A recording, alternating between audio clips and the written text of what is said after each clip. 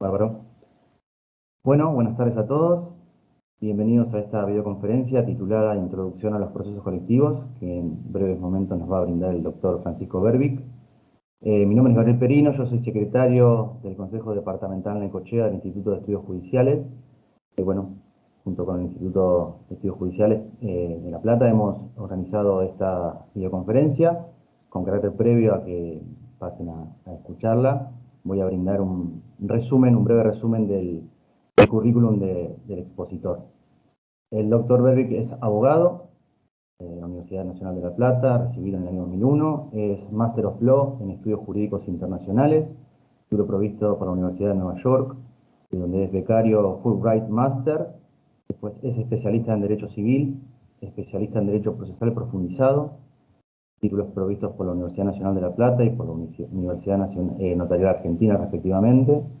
Es profesor adjunto en Derecho Procesal 2 de la Universidad Nacional de La Plata. También es secretario académico y profesor de la maestría en Derecho Procesal de la Universidad Nacional de La Plata. Es autor de varios libros, entre ellos Procesos Colectivos, La prueba científica en el proceso judicial, Más allá del papel, lecturas críticas sobre procesos colectivos y también Introducción a los procesos colectivos y acciones de clase. Asimismo, es autor de trabajos publicados en revistas y obras colectivas de Argentina y del extranjero, es traductor al español de artículos sobre procesos colectivos en portugués, italiano e inglés, y es abogado litigante. Desde la Departamental Necochea, desde su presidente, doctor Fabián Loiza, estamos muy contentos de poder, tenerte como expositor, Francisco. La verdad que es un verdadero placer poder generar el espacio para que puedas compartir todos tus conocimientos y tu experiencia con el auditorio. Así que no siendo para más, te dejo para que puedas iniciar tu charla. Muchas gracias.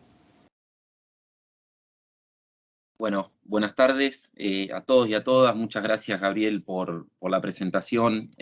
También agradecer al Instituto de Estudios Judiciales de la Suprema Corte de la provincia y especialmente a los amigos y amigas de Necochea, que fueron los que a comienzos de año ya empezaron a plantear la necesidad de discutir un poco sobre estos temas. Yo preparé una presentación, no sé si la podemos compartir. Enseguida, un momentito.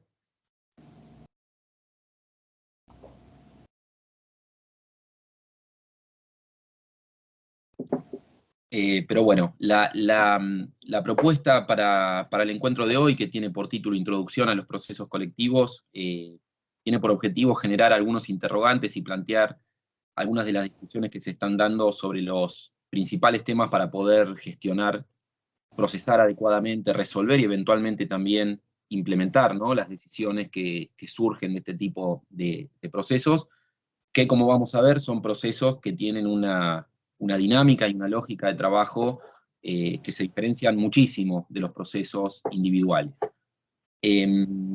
Yo la presentación que preparé está básicamente dividida en tres partes. En una primera parte me voy a dedicar a presentarles algunas cuestiones más bien conceptuales, algunas cuestiones de principio, y también algunas cuestiones en términos de cuáles son los objetivos de los procesos colectivos, para qué sirven. Vamos a ver que son mucho más que lo que dicen nuestros manuales, que es el derecho, que es el proceso en general, que es una forma de resolver conflictos. Los procesos colectivos, como ustedes seguramente ya sabrán, tienen implicancias de otro tipo, tienen implicancias sociales, económicas, políticas, muy grandes, que de alguna manera atraviesan el fenómeno y que también permiten entender un montón de cosas que están pasando con procesos colectivos y un montón de cosas que sorprendentemente hasta el día de hoy no están pasando con procesos colectivos, y me refiero en este último punto principalmente a la ausencia de una regulación adecuada para poder atender conflictos de dimensiones enormes y, como les digo, con implicancias que van mucho más allá del caso concreto. La idea es poder mostrarles cuál es el tipo de sistema de tutela colectiva que tenemos vigente en Argentina y en la provincia de Buenos Aires.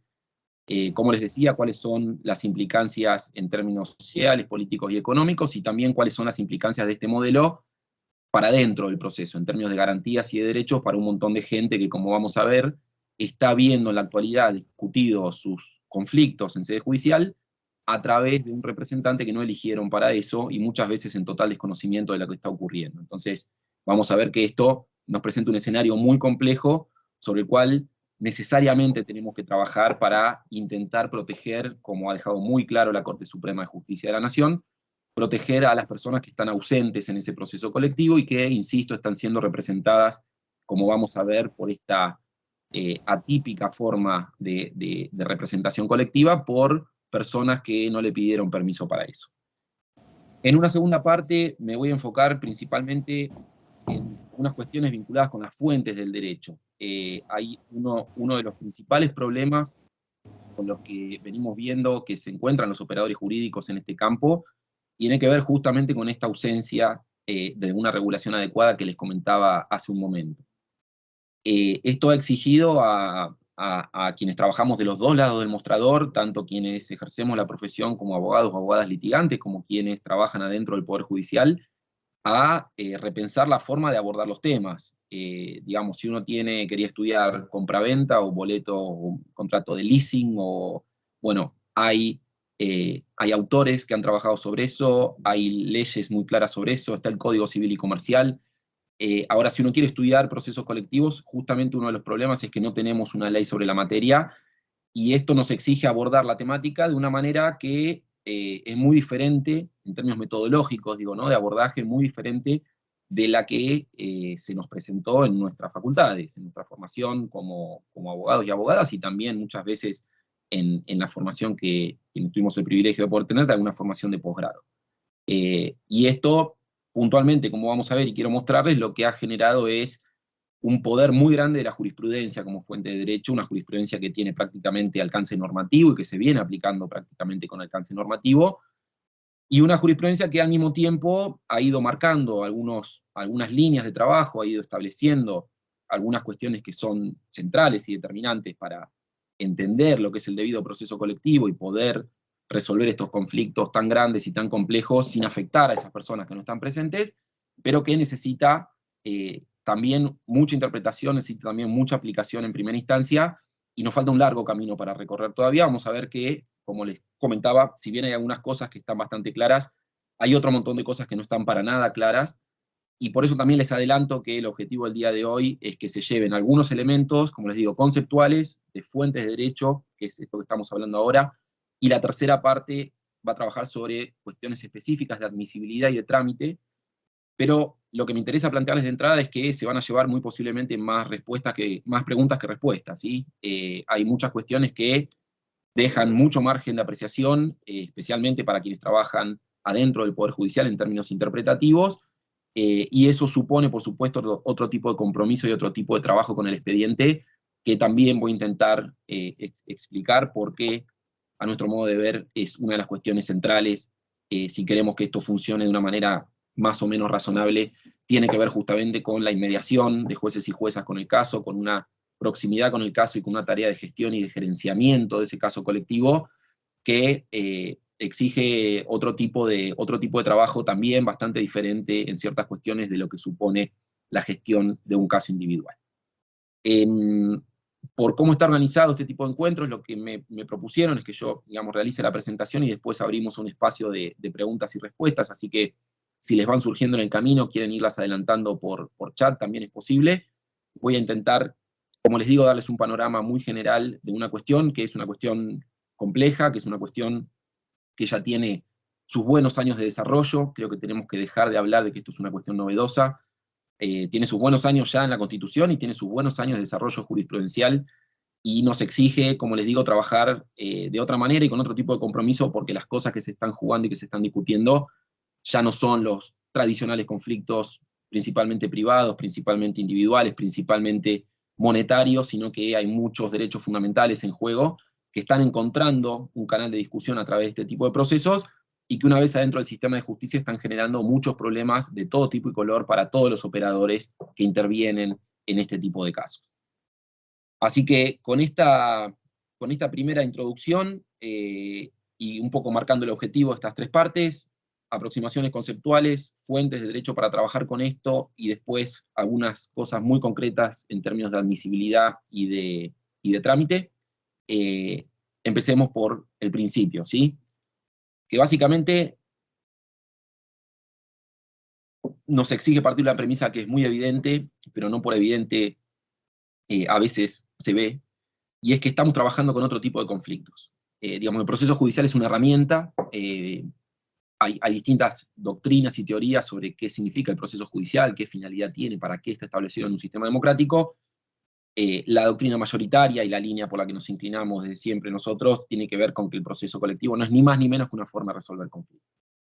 Una forma de resolver conflictos que se pensó y se reglamentó, como ustedes saben, en el orden nacional. El Código Procesal de la Nación es del año 57, el Código Procesal de la Provincia de Buenos Aires es del año 58. Han tenido modificaciones desde ya esos códigos. En el caso de la Provincia de Buenos Aires, más allá de las modificaciones legislativas, ha sido realmente un cambio enorme. La implementación del programa de oralidad, con las mismas reglas, prácticamente se cambió la dinámica de los procesos de conocimiento y se convirtieron en procesos por audiencia. Pero lo cierto es que seguimos anclados en procedimientos, primero, que fueron pensados en un país que vivía conflictos de más de 10 años antes de que llegara la televisión a color al país. Entonces fue pensado como una herramienta de trabajo sobre un objeto que no digo que no existe más, pero sí les invito a pensar honestamente si hoy lo ordinario es el conflicto individual y lo excepcional es el conflicto colectivo, o estamos en un contexto donde está ocurriendo exactamente lo contrario, donde lo más común que puede suceder es que los conflictos que ustedes tengan no los tengan solos o no los tengan solas, los tengan compartidos con otro montón de gente en la misma situación. Y esto, por supuesto, que se da por cuestiones que no son jurídicas, ¿sí? Esto se da por cómo ha cambiado la forma de hacer negocios, cómo ha cambiado la forma de hacer transacciones comerciales, cómo ha cambiado la forma de intervención del Estado en nuestras vidas. Se está trabajando con un manejo de información feroz, con una información que circula muy rápido, y prácticamente con contratos predispuestos, si hablamos de contrataciones, en todos lados, ¿no? Yo siempre hago la misma pregunta: ¿cuándo fue la última vez que ustedes negociaron algo? Y la verdad es que hoy prácticamente no se puede negociar ni la compra de un inmueble, no se puede negociar ni la compra de un automotor. Uno puede discutir el precio, alguna condición de pago, pero no hay gran capacidad de negociación cuando, sobre todo cuando nos enfrentamos con grandes empresas o con el Estado, que trabajan, por supuesto, estandarizadamente, y que eso implica que cuando provocan algún riesgo o generan algún perjuicio, haya muchas personas en la misma situación. Bueno, claramente nuestro proceso judicial no se pensó para esto. Nuestro proceso judicial, que tiene sus raíces en nuestra dogmática constitucional más tradicional, en nuestra dogmática procesal más tradicional, parte de una premisa que es que las personas que están discutiendo sus derechos están presentes en el expediente, están presentes en la discusión, sea personalmente con un patrocinio letrado, sea a través de un representante, pero están presentes, están cerca de esa discusión, y la decisión que vaya a tomar el juez en esa discusión es una decisión que en principio va a quedar circunscripta a las pocas partes que están interviniendo en ese caso puntual. Si hablamos de conflictos colectivos, insisto, como un fenómeno social extraprocesal, como objeto de trabajo del proceso, el conflicto colectivo, nos vamos a encontrar con que estamos en un escenario completamente diferente, donde sería como intentar, ¿no?, vaciar el mar con un balde, si empezamos a atacar individualmente cada uno de los cientos de miles o millones de personas que pueden estar afectados de la misma manera por la misma conducta de la demandada. Entonces, el conflicto colectivo como fenómeno extraprocesal es el que nos impone racionalmente, ya no en términos ni de esencias jurídicas ni de naturaleza jurídica, sino de manera pragmática, de manera racional, lo que nos está imponiendo modificar nuestra forma de trabajo y tener un nuevo proceso para atender estos conflictos es el tipo de conflicto con el que estamos trabajando. Repito, algo muy diferente al tipo de conflictos que resolvía el Poder Judicial hace 50, 60 años. Estos conflictos, además, son conflictos transustantivos, los conflictos colectivos. Quiero decir que comparten ciertas características que son las que nos imponen este cambio de paradigma en términos procesales, que van más allá del tipo de derecho que se esté discutiendo, ¿sí? Uno tiende a pensar en materia colectiva, en consumo y en medio ambiente. ¿Por qué? Y bueno, porque la Constitución, el artículo 43 de la Constitución Federal, habla del consumo, habla del ambiente, habla del derecho a la salud. Y porque lógicamente son dos campos donde hay siempre un nivel de colectividad involucrado, repito, en el caso ambiental, por una cuestión de cómo se dan las situaciones de riesgo y de daño ambiental y la posición territorial que puedan tener ciertas personas; en los casos de consumo, mayormente por la posición que tienen en el marco de relaciones de consumo, justamente con cláusulas predispuestas o con contratos automáticos, a veces ni siquiera con cláusulas predispuestas, frente a ciertos actores del mercado. Entonces, Hay conflictos colectivos de todo tipo. ¿El problema cuál es? Que en Argentina solamente se reguló a nivel nacional algunas cosas en materia procesal colectiva en defensa del consumidor, en la ley de defensa del consumidor, y algunas otras cosas en materia procesal colectiva en la ley general del ambiente, siguiendo un poco la línea del constituyente, que había planteado que esos eran los dos grandes campos y que de hecho se llevan por lejos, mayor cantidad de casos colectivos que están tramitando en nuestros sistemas judiciales, tanto a nivel nacional como a nivel provincial. Entonces, puede haber conflictos colectivos de todo tipo y color. Hay conflictos colectivos por derechos políticos, por derechos civiles, por derechos económicos, por derechos sociales, culturales, ambientales.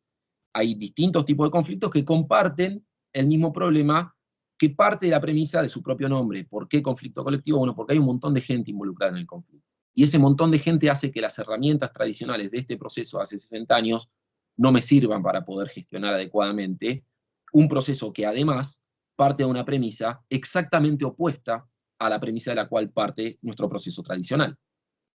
Yo les decía que la premisa del proceso tradicional, en términos de debido proceso, es que la parte está presente en su discusión.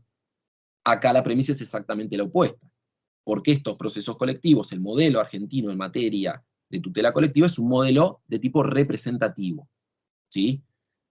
Y acá también vale la clarificación conceptual porque hay distintas formas de enfrentar el conflicto colectivo o conflicto de masa en términos de fenómeno social. Tienen sistemas de casos testigos, tienen sistemas de demandas repetitivas, hay sistemas de litigios multidistritales, donde son todas herramientas de gestión de casos repetitivos que están adentro del sistema de administración de justicia. Los procesos colectivos que nosotros tenemos encararon por un modelo más radical, un modelo que tiene una potencia de incidencia mucho más alta, porque ya no solo se dedica a ayudar en la gestión de casos repetitivos que llegaron al sistema de administración de justicia y que ya están tramitando en el sistema de administración de justicia, como pueden ser estos supuestos: caso testigo, resuelvo un caso, suspendo los demás, una vez que resuelvo ese caso, aplico la regla jurídica al resto. Bueno, pero esos casos tienen que haber llegado al sistema.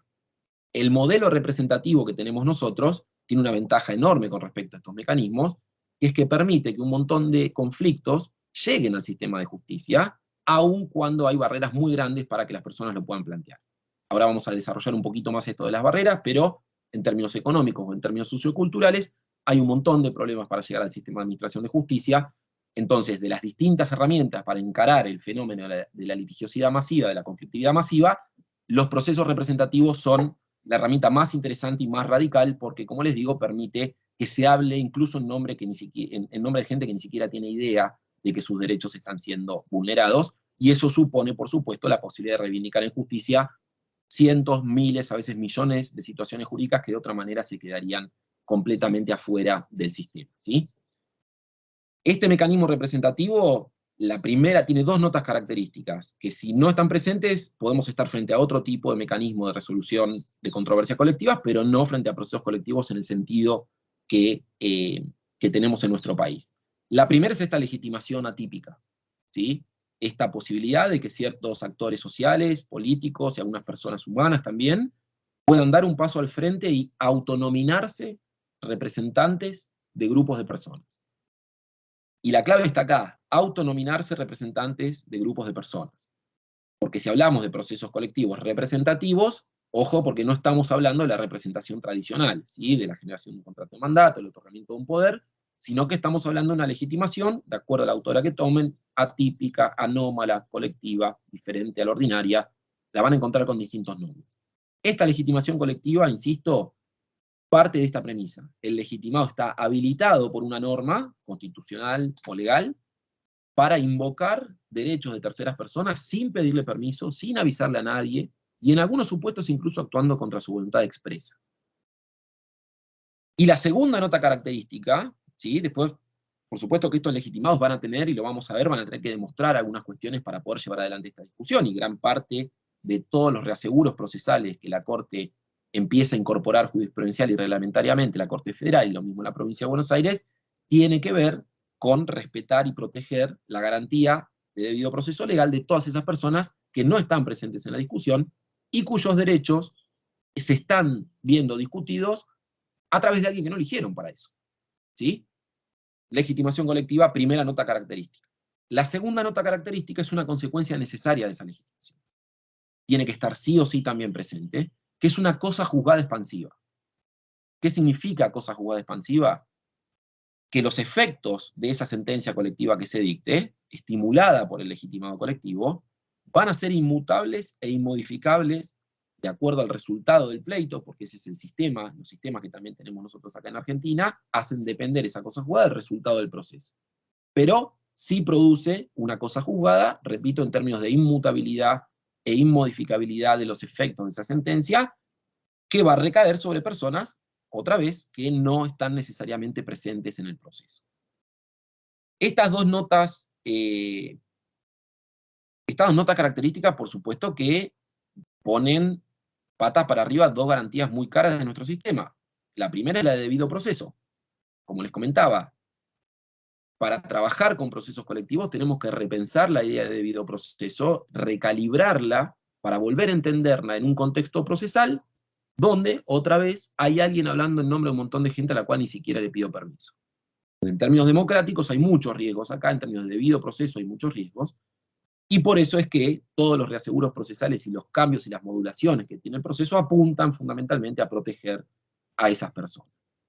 Y por otro lado, también hay que tener en cuenta que parte de la discusión, gran parte de la discusión en términos de cosa jugada colectiva, va a tener que ver con el cumplimiento de los reaseguros procesales que se hayan dado antes, para poder tener semejante impacto en una decisión y para poder justificar semejante legitimación colectiva, semejante habilitación abstracta para proponer casos en nombre de otras personas, es que hay que construir en el medio un proceso que legitime semejantes definiciones constitucionales. Y acá quiero ser muy claro, esto está definido en la Constitución. Ni el legislador de Nación ni el legislador de la provincia de Buenos Aires tiene opción para decir regulo o no regulo los procesos colectivos. Tenemos que regular los procesos colectivos porque estamos con un problema enorme debido a esa falta de regulación. Lo que podemos discutir es cómo regularlos, y hay muchas discusiones que se pueden dar en torno a cómo regularlos. Pero la pregunta de cómo regularlos siempre va a estar planteada desde el mismo lugar. Hay que cuidar los zapatos de las personas que no están presentes en esa discusión. Voy a intentar mostrarles después a qué apuntan justamente los requisitos de admisibilidad y las cuestiones de trámite, y van a ver que como la Corte es muy clara y explícita, de hecho en Alavi, el objetivo, insisto, es defender y proteger el debido proceso legal de esas personas que no están presentes en la discusión, ¿sí? Estos procesos colectivos han cobrado un interés muy grande en los últimos años porque se ha multiplicado exponencialmente el planteo de este tipo de casos, y el planteo de este tipo de casos ha llevado al Poder Judicial a intervenir en temas que son muy delicados social y políticamente, y para los cuales no tienen reglas claras para trabajar.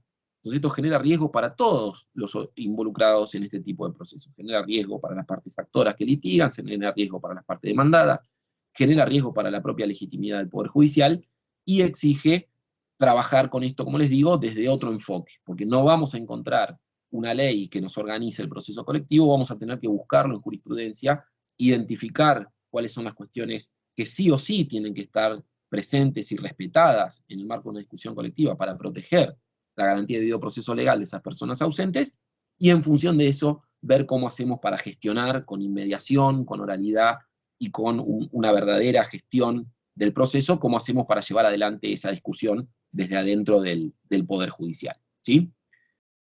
Entonces, dentro de esta situación de multiplicación exponencial, yo les hablaba del cambio de paradigma en términos de conflictos al inicio, ¿no? Pero también hay que marcar el cambio de paradigma en términos de derechos.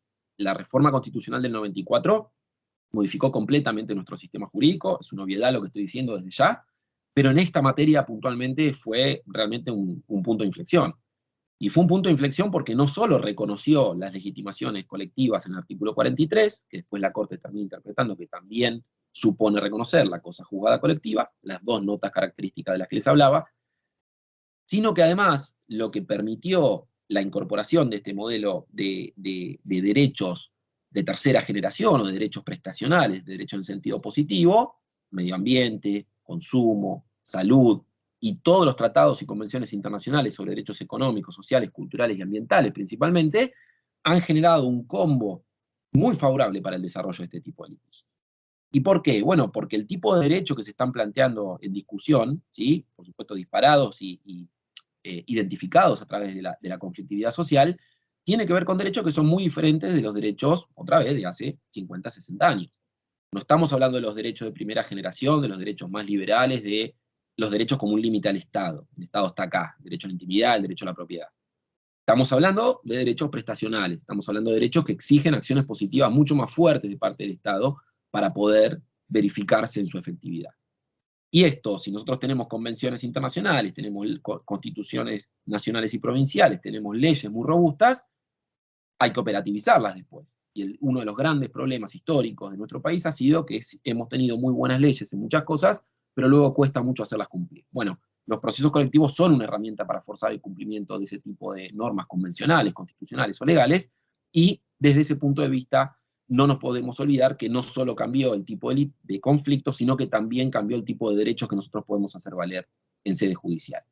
Toda esta combinación de factores aceleró, y por supuesto la toma de decisión política de la Corte de abrir las compuertas para esto, sobre lo cual vamos a hablar en un momento, aceleró exponencialmente el planteo de este tipo de litigios, y nos presenta con este primer problema, ¿sí? Litigios, estamos hablando de litigios que generan riesgos en términos de debido proceso legal, riesgos en términos de autonomía individual, porque esas personas ya no pueden tomar decisiones que muchas veces son estratégicas para el triunfo del caso, dónde plantear el caso, qué argumentos, con qué abogado hacerlo, una serie de decisiones estratégicas de las cuales puede depender muchas veces la suerte del caso en mayor o menor medida. Entonces, tenemos procesos colectivos que generan mucho riesgo en términos de garantía. Y tenemos procesos colectivos que también generan riesgos hacia afuera en términos de los roces y las tensiones que provocan con los otros poderes del Estado, especialmente cuando lo que se está discutiendo involucra directa o indirectamente alguna política pública, que es otro de los tipos de casos colectivos que se está planteando cada vez con más asiduidad. Entonces, tenemos procesos que son claramente excepcionales, que ponen en riesgo garantías muy caras de nuestro sistema, y entonces la pregunta sería, bueno, ¿y por qué los procesos colectivos? La primera respuesta ya la transmití, que es porque están en la Constitución y no hay posibilidad de optar.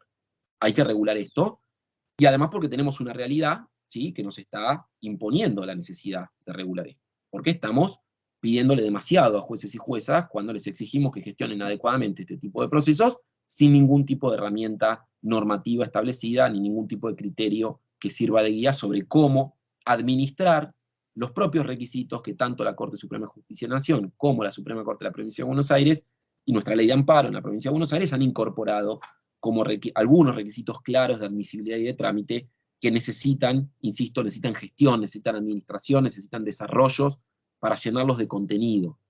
La Corte habla de notificaciones razonables. Bueno, ¿qué es una notificación razonable? Hay muy poca jurisprudencia que haya trabajado sobre esto. La Corte habla de medidas de publicidad. Bueno, sabemos que tenemos los registros, sabemos que, pero ¿qué más es una publicidad adecuada para el caso? Hay muy poco trabajo sobre esto. La Corte habla de representatividad adecuada, dijo que hay que controlar la idoneidad del representante. Sí, pero nunca nos dio ningún elemento sobre qué estándares hay que mirar, qué factores hay que mirar concretamente para administrar ese requisito. Entonces, este también combo de condiciones favorables para el planteo de procesos que son de por sí excepcionales porque generan estos riesgos y estas implicancias, sumado a este problema inicial que les comentaba de la falta de una regulación adecuada y de la necesidad de acudir a otras fuentes del derecho para empezar a organizar una suerte de cubo Rubik y organizar un proceso que permita respetar esas garantías, ¿sí? Dentro de esto, yo les decía que el proceso colectivo es excepcional porque genera riesgos de garantías para adentro, también es excepcional por las implicancias que produce hacia afuera, especialmente por la tensión que genera con otros poderes del Estado y también por un montón de cosas buenas que provoca. Entonces, la primera respuesta es muy fácil, porque sí los procesos colectivos, porque están en la Constitución, porque la realidad nos está llevando puesto. Pero además, hay por lo menos 5 buenas razones de política pública de justicia de por qué sí los procesos colectivos. Porque sí es conveniente, no solo constitucional, no solo un deber constitucional, sino también es conveniente regular adecuadamente esta herramienta. Voy a pasar muy rápido sobre esto, pero me parece importante detenerme porque, como les adelanté al inicio, si no tenemos en cuenta justamente este impacto que tienen los procesos colectivos, es muy difícil que podamos entender, por ejemplo, la reticencia del legislador a regularlo, es muy difícil que podamos entender, por ejemplo, la reticencia de muchos órganos judiciales a gestionar estos procesos, y también que podamos entender muchas veces la intención de otros órganos judiciales de gestionar estos procesos, las sanciones que vienen muchas veces por medidas cautelares que involucran intereses políticos. Estamos hablando de temas delicados, cuanto más no sea por la cuestión cuantitativa, ¿sí? La cuestión cuantitativa ya genera problemas cualitativos y genera implicancias de otro tipo. Los procesos colectivos tienen por lo menos 5 que creo que concurren, además de la respuesta fácil de que porque están en la Constitución y porque la realidad nos está llevando puesto, estas 5 razones también concurren a decir nos conviene regular los procesos colectivos, y las tenemos que entender también como principios interpretativos de los procesos colectivos. Digamos, como finalidades que yo les propongo pensarlas a la hora de tomar cada una de las decisiones que se tienen que tomar en términos de gestión adentro de un proceso colectivo, en términos de decisión adentro de un proceso colectivo. ¿Sí? Si yo tengo que tomar una decisión sobre cómo integrar el polo activo de la relación procesal, o tengo que tomar una decisión sobre qué tipo de medidas de publicidad ordenar, o tengo que pensar, esta decisión que voy a tomar, ¿avanza o no estos objetivos de política pública del proceso colectivo? El primero es acceso al sistema de justicia. Esto algo dije cuando comparaba el mecanismo representativo que tenemos en Argentina con otras formas de atender conflictos de masa. La enorme ventaja que tienen estos mecanismos, como les dije, es que permiten hacer ingresar al sistema de justicia conflictos, fenómeno extraprocesal, que de otra manera no llegan. No es como los otros instrumentos que son instrumentos de gestión de causas repetitivas, de causas que ya llegaron al sistema de administración de justicia. Las barreras para acceder al sistema de justicia, desde los clásicos estudios de Capelletti y Gard, la Escuela de Florencia en los años 70, son básicamente de 2 tipos: barreras económicas, barreras socioculturales. Las barreras económicas son muy sencillas de identificar, tenemos un proceso muy costoso. Las barreras socioeconómicas, en cierta medida, también son muy sencillas de identificar. Son barreras que no obedecen necesariamente a una cuestión de falta de recursos, aunque muchas veces van de la mano, sino que obedecen a otros condicionamientos de tipo sociocultural. El estudio de necesidades jurídicas insatisfechas que había hecho el Ministerio de Justicia de la Nación durante unos años marcaba distintos planos en este sentido, ¿no? De problemas de acceso. Había gente que no sabía que tenía derechos, había gente que sabía que tenía derechos pero no percibía que esos derechos estaban siendo vulnerados, y había un tercer plano de gente que sabía que tenía derechos, percibía que estaban siendo vulnerados, pero no sabía que tenía derecho a una acción judicial para reivindicarlos en sede judicial. En esos 3 planos, muchas personas se quedaban afuera, ni hablar de la dificultad para acceder a un abogado, ni hablar otra vez de la vinculación con los costos, ni hablar con las sanciones informales que suponen muchas veces avanzar este tipo de litigios. Hay un montón de cosas que juegan en contra de que ciertos conflictos lleguen al sistema de administración de justicia. En el caso de las barreras socioculturales, hablamos de cualquier tipo de conflictos chiquitos y de conflictos graves. Si hablamos de las barreras económicas, hablamos principalmente de conflictos chiquitos. ¿Por qué? Porque esos conflictos chiquitos son los que no generan un incentivo suficiente para plantear un caso individual. ¿Sí? Por el contrario, el proceso colectivo lo que permite es aglutinar todos esos reclamos pequeños y generar un solo caso, y de esa manera generar incentivos también, como dicen los estadounidenses, para el mercado legal, para que esa causa colectiva pueda conseguir abogados y abogadas que muy probablemente la causa individual no consiga, porque muchas veces es más costoso abrir la carpeta que el mejor resultado que se puede obtener por la lesión. El problema, claro, es que cuando nosotros damos vuelta a la computadora, si esa lesión ínfima que están perpetrando sobre una persona se multiplica por cientos de miles o se multiplica por millones, basta con hacer la cuenta de qué significa para las empresas, por ejemplo, para el propio Estado cuando mete la pata, qué significa esa recaudación mensual. Entonces, la única forma de equiparar fuerzas es a través de estos procesos colectivos que permiten que un montón de gente, sin siquiera conocer que esto se está discutiendo, sin siquiera saber que están involucrados sus derechos, pueda ser parte de esa discusión a través de estos representantes colectivos que actúan por incentivos. La palabra incentivo es una palabra clave para trabajar con procesos colectivos. En este caso, puede haber incentivos económicos para abogados y abogadas que trabajen en estos temas, y por supuesto que también hay incentivos de tipo más políticos o sociales.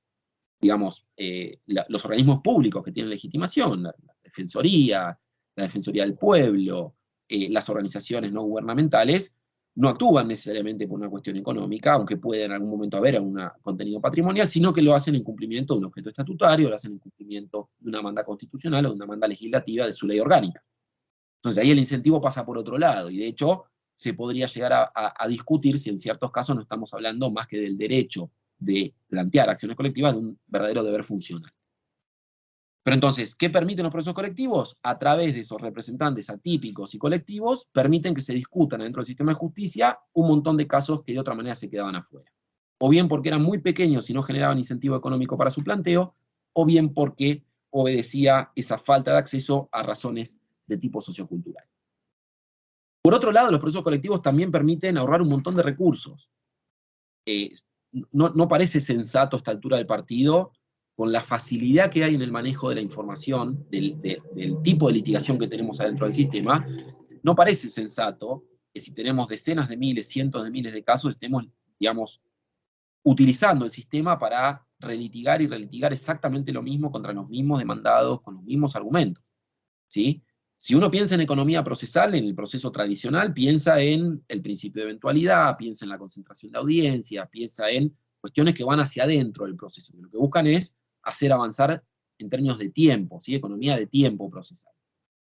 Acá yo hablaría más bien de macroeconomía procesal, porque esto implica una mirada desde el Estado, es decir, hay necesidad, si yo tengo un caso ambiental con 50.000 personas en la zona de afectación, hay necesidad de hacer 10.000 pericias, 50.000 pericias, y la verdad que no.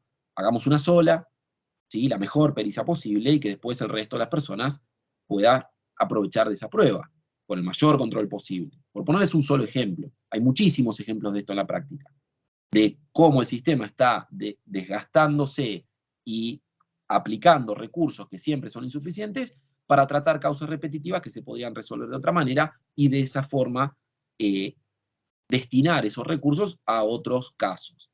Uno de los mejores ejemplos de esto en términos históricos fue hace 20 años con el corralito financiero, ¿sí? Donde hubo multiplicidad de casos, los tribunales se caían literalmente por el peso del papel, hubo riesgo de derrumbe, y prácticamente se paralizaron todas las otras causas de los federales, hasta causas alimentarias, causas laborales, estaba todo parado, no existía otra cosa que los amparó del corralito. Bueno, ese caso podría haberse resuelto en, no sé si uno, pero tal vez 4, 5, 6 procesos colectivos distinguiendo distintos grupos y ahorrar un montón de recursos humanos y materiales para aplicarlos a otras cosas. Entonces, también desde este punto de vista, los procesos colectivos podrían aportar una enorme ventaja. ¿Y por qué ocurre esto? Porque el proceso colectivo permite resolver lo que se llama contradictorio superfluo, ¿sí? Permite resolver lo que se llama contradictorio superfluo. Esto es, no tenemos necesidad de discutir siempre lo mismo, cientos, miles o millones de veces lo mismo contra los mismos demandados. Concentrémonos en uno y a partir de ahí resolvamos de manera más eficiente el resto de los casos, ¿sí? Tercera finalidad u objetivo: disuasión de conductas ilícitas colectivas y obtención de conductas deseadas frente a omisiones, por ejemplo, reglamentarias, frente a omisiones legislativas, frente a omisiones prestacionales.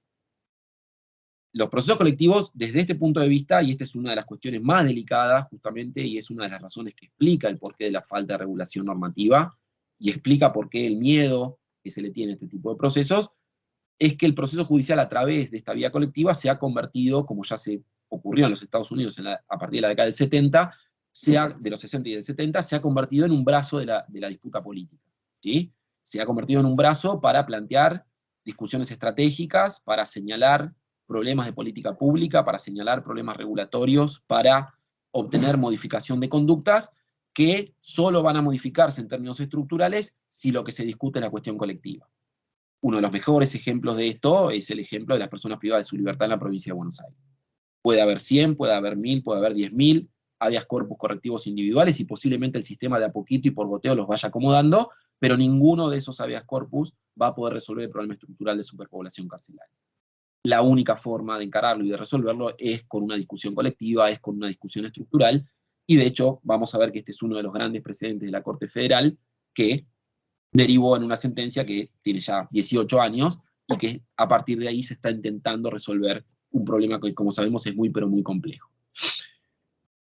Otro ejemplo de esto, tal vez más claro, en términos del potencial de disuadir conductas ilícitas colectivas, son las pequeñas microestafas de las empresas, donde si una persona individual va a reclamar por su cargo cobrado en demasía o por su cargo cobrado ilegalmente en una tarjeta de crédito, la tarjeta de crédito muy posiblemente acuerde, le establezca un acuerdo de confidencialidad, le devuelva ese dinero y posiblemente un poco más, y va a seguir habiendo cientos de miles o millones de personas afectadas por la misma práctica.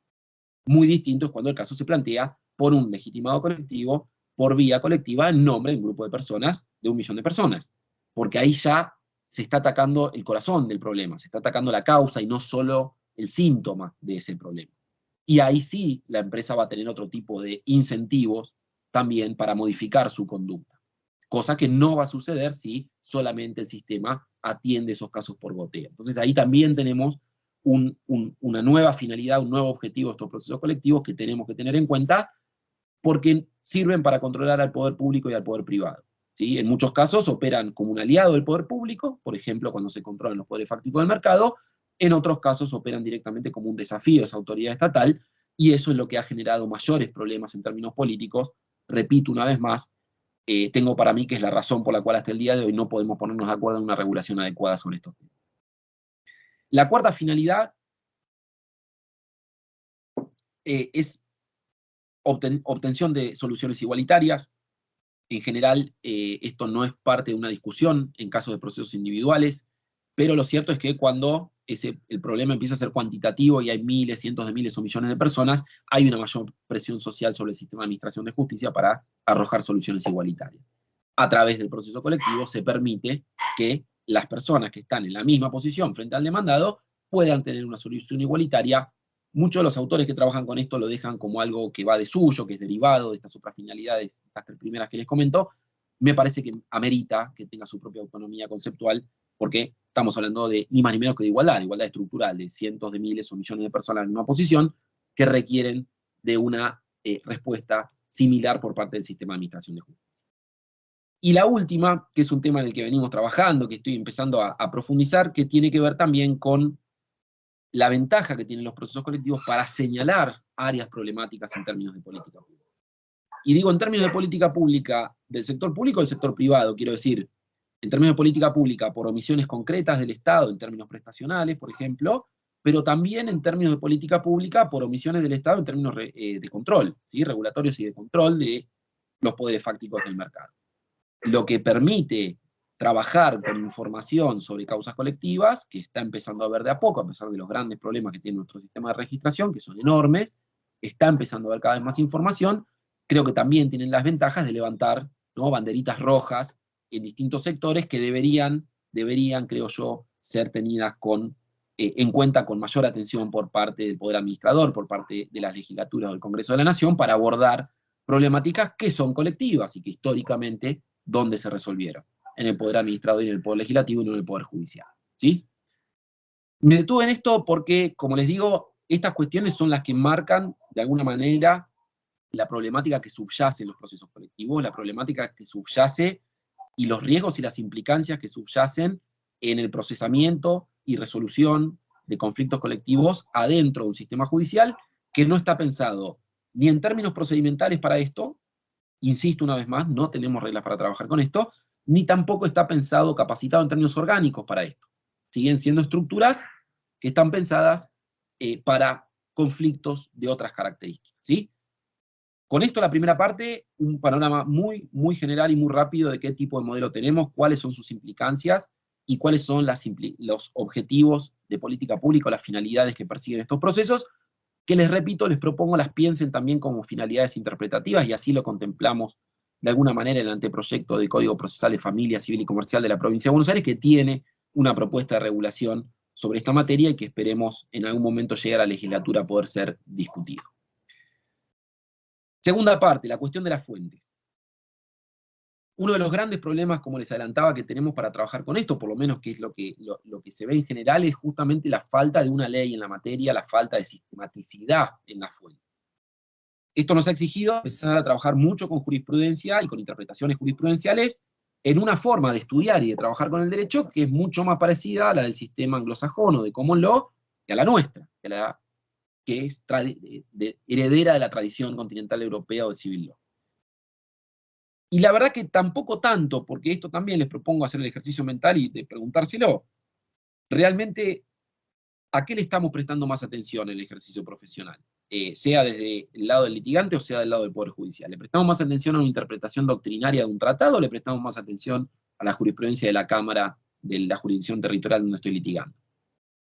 En mi caso, y por lo que vengo preguntando y trabajando en clases y en talleres con esto, casi todos estamos de acuerdo en que le estamos prestando cada vez más atención a la jurisprudencia, y eso, como les digo, exige cambiar la forma de trabajar empezar a estudiar un poco más teoría del precedente, empezar a estudiar un poco más teoría general de qué significa la jurisprudencia como fuente del derecho para aplicarla, por supuesto, correctamente.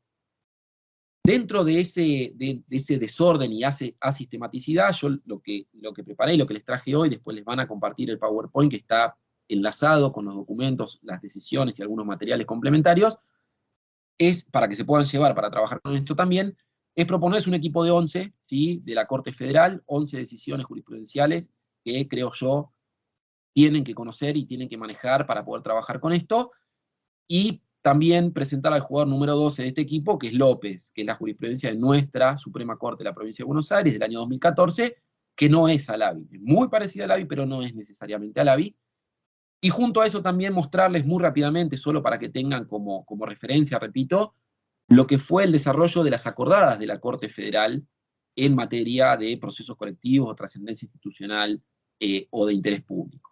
Que les van a marcar, como les digo, una posición ya lisa y llanamente reglamentaria, pura y dura sobre el final de esta etapa que va del 2003 al 2016 fundamentalmente, pero que otra vez, ante la ausencia de reglas, ¿qué es lo que permite esto? Permite tomarlos como insumo de trabajo y permite después convertirlos a través de órdenes de gestión, de resoluciones de providencia y de resoluciones de gestión, convertirlos, ¿sí?, en herramientas concretas para trabajar en casos concretos cuando ustedes lo necesiten. Si no tenemos herramientas concretas, tenemos que acudir a la analogía. Por eso les comentaba al inicio la importancia de tener en cuenta que el fenómeno del conflicto colectivo es transustantivo. Hay conflictos colectivos de distinto tipo, el problema sigue siendo el mismo. Hay un montón de gente afectada de manera similar que no va a estar presente en esa discusión. Entonces, la jurisprudencia que les voy a mostrar ahora muy rápidamente y las acordadas reglamentarias de la Corte Federal se han empezado a ocupar de darnos herramientas con las cuales podemos trabajar, aunque más no sea invocando por analogía para trabajar con un fenómeno que es similar, ¿sí? Porque no importa si el conflicto llega en forma de caso en sede nacional, en sede federal o en la provincia de Buenos Aires, el problema con el que nos estamos enfrentando es exactamente igual, y por eso les propongo esta postura más pragmática sobre el fenómeno, de tratar de entenderlo desde ahí. Estamos trabajando con otra cosa, tenemos que trabajar con otras herramientas.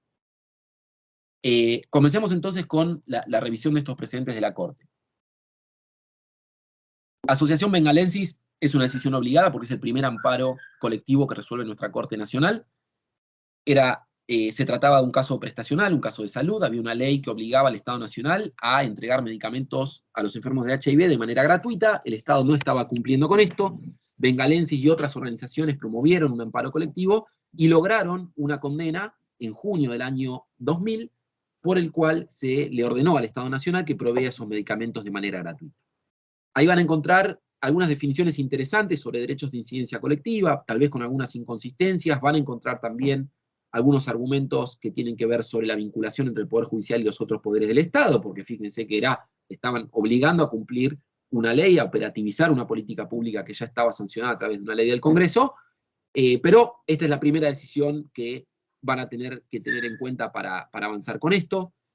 La segunda es el caso Berbis, que es un caso muy conocido, es un caso que viene de la provincia de Buenos Aires, es la primera sentencia colectiva estructural que dicta la Corte, entendiendo por estructural ya no los procesos colectivos ordinarios, sino los procesos colectivos que involucran el control de políticas públicas y que involucran órdenes muy complejas para modificar problemas estructurales también muy complejos, ¿no? El problema de la sobrepoblación carcelaria en la provincia de Buenos Aires es un problemón histórico que necesita soluciones complejas para enfrentar la propia complejidad de ese conflicto.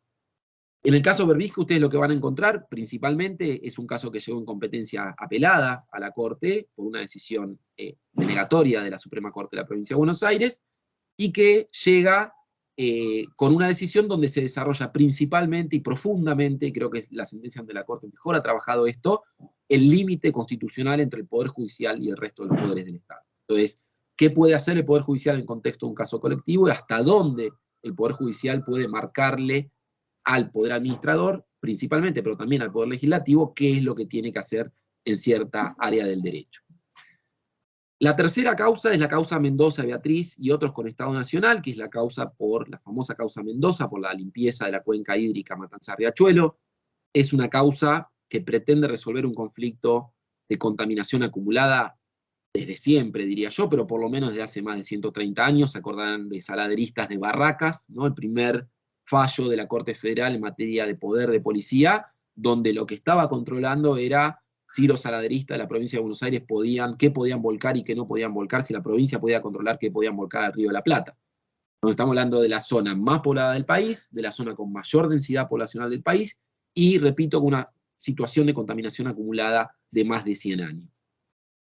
Se planteó un caso por un grupo de vecinos, este es un caso ambiental, fíjense, caso de salud, caso de derechos humanos, personas privadas de su libertad, caso ambiental.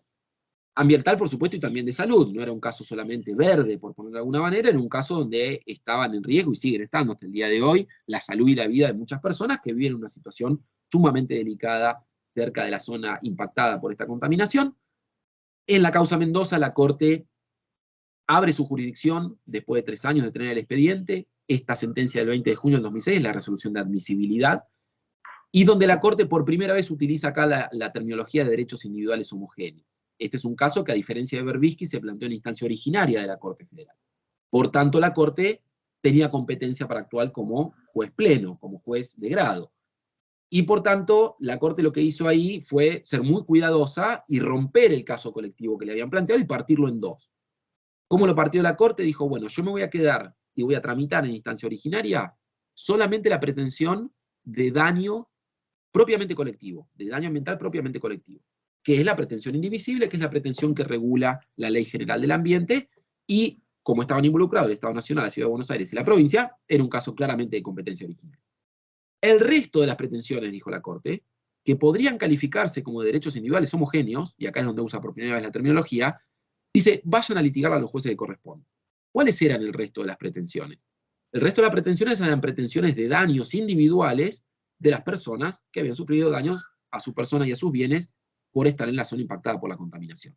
La Corte dijo, no, yo no me voy a quedar con esto vayan a discutirlo a donde corresponda, a los jueces que corresponda por su competencia territorial, yo me voy a quedar con la pretensión de recomposición colectiva del ambiente.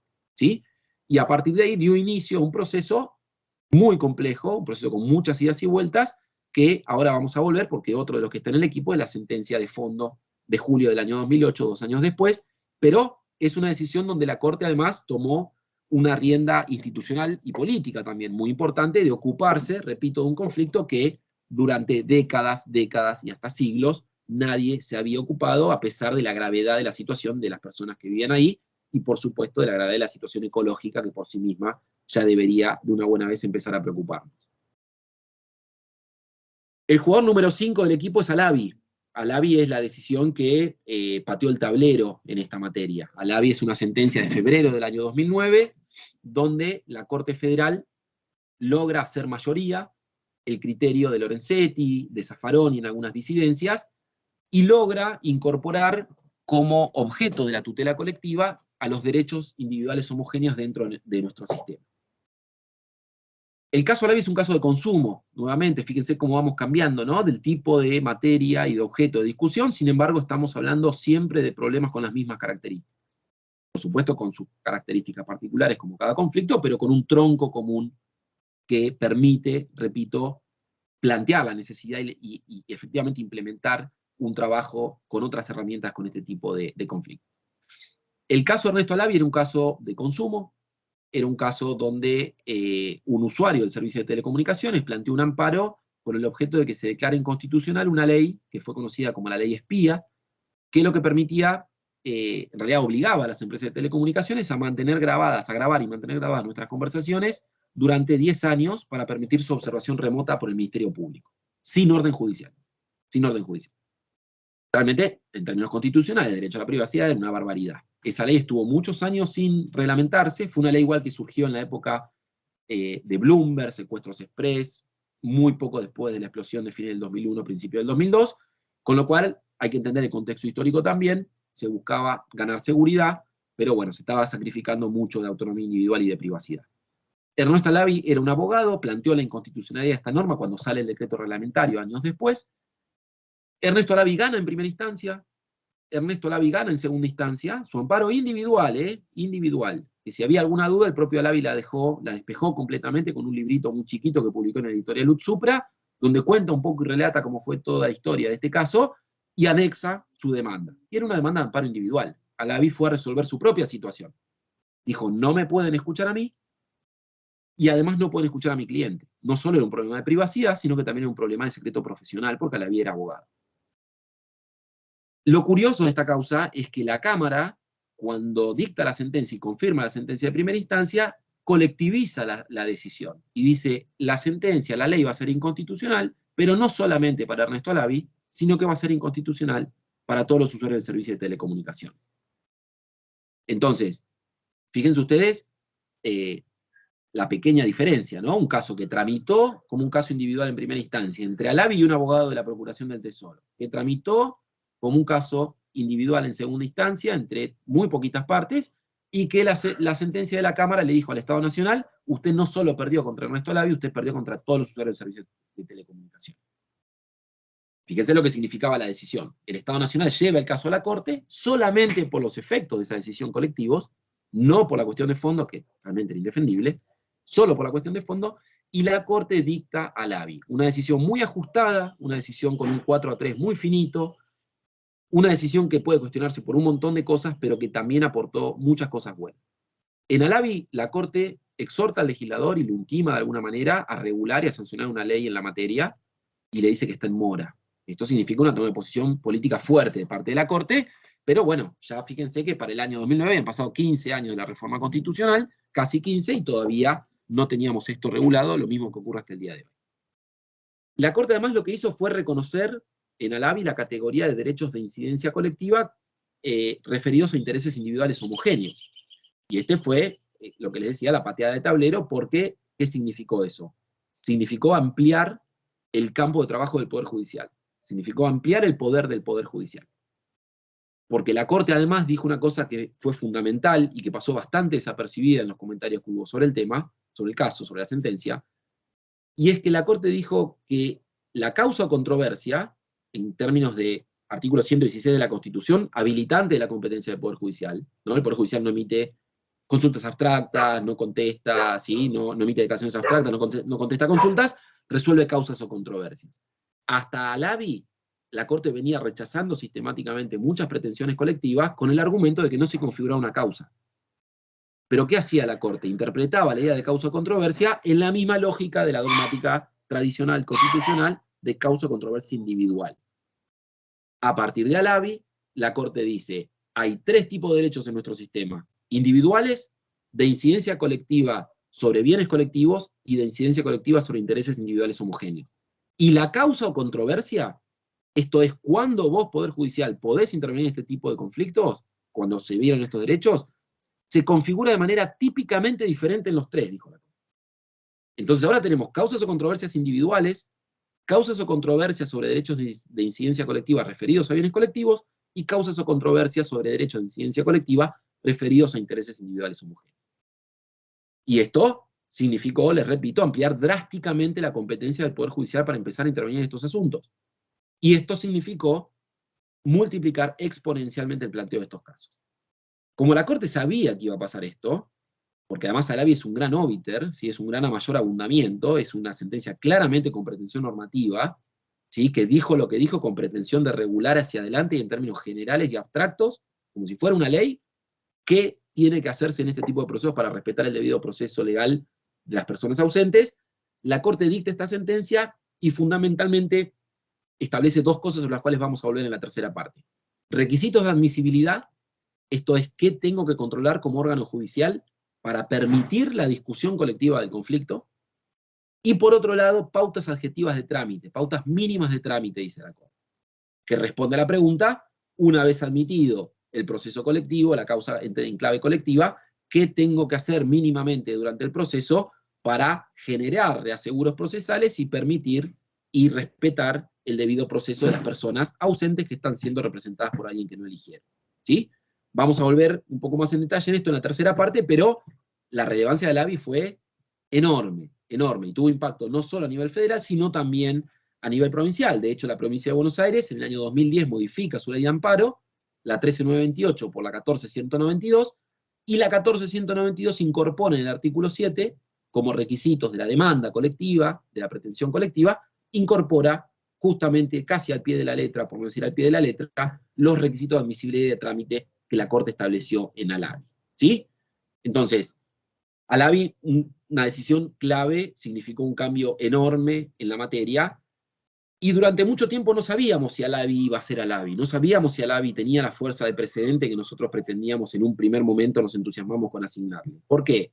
Bueno, porque había sido un 4-3 muy finito, porque era un caso muy raro, que se había planteado en clave individual, que tenía una reserva de Hayton de Nolasco en el considerando 28, que incluso podría llegar a plantear algún término de invalidez de la propia sentencia, porque no es un voto concurrente, sino una suerte de reserva al final, que no aplica todo lo que dijo cuando quien acciona es el defensor del pueblo.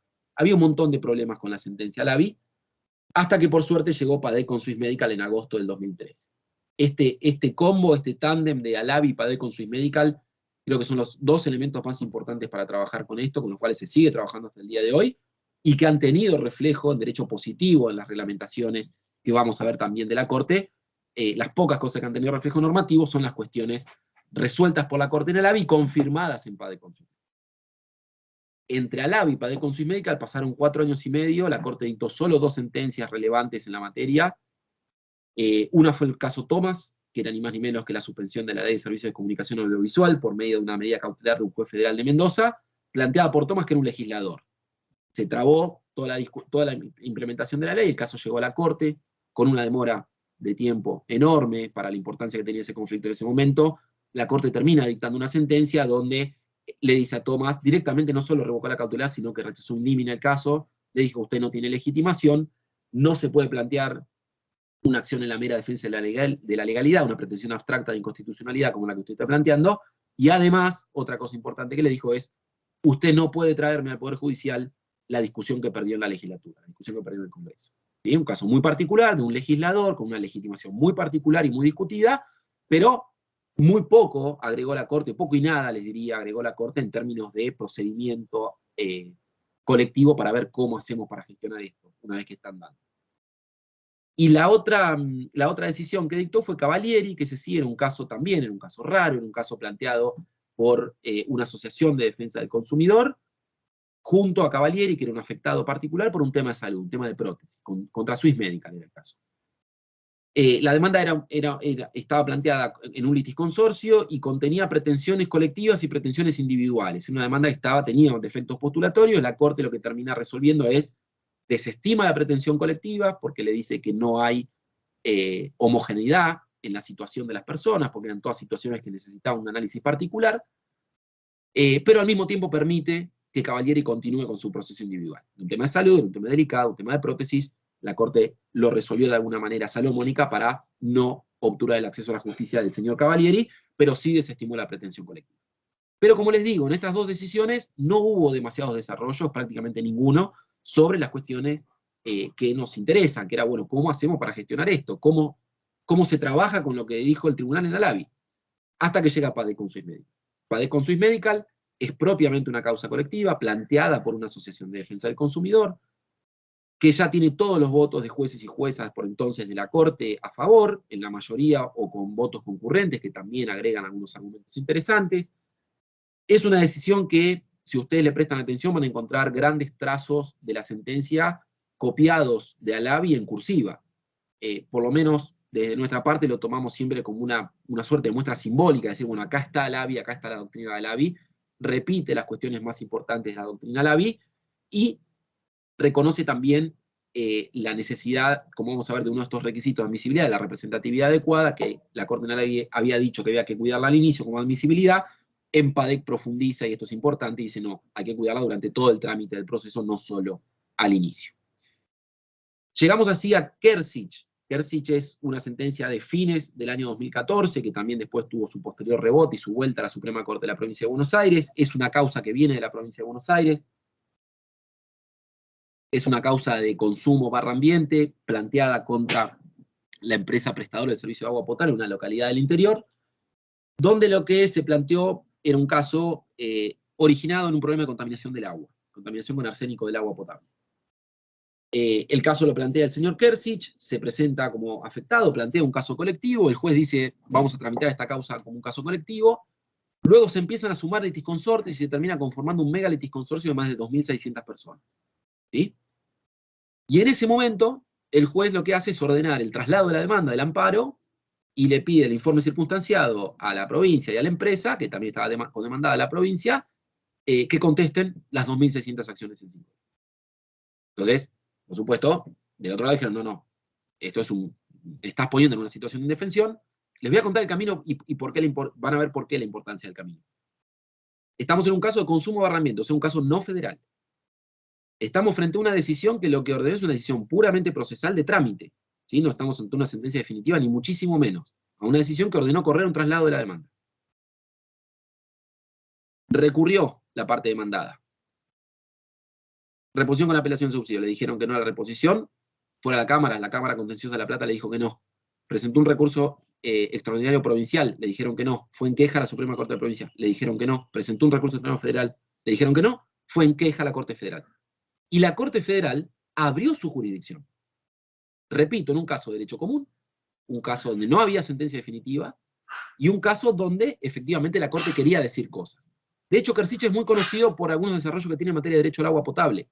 Si ustedes van a la Corte, han visitado el edificio de la Corte en Capital, hay en algunos pasillos, solía haber, no sé si siguen estando ahora después de la pandemia, pero solía haber unos banners con casos importantes de la Corte, entre los cuales está Alavi, está Mendoza, y está Kershich también. Pero no está por el tema colectivo Kershich, está por el tema del derecho al agua potable. Hay lindos desarrollos sobre el derecho humano al agua potable.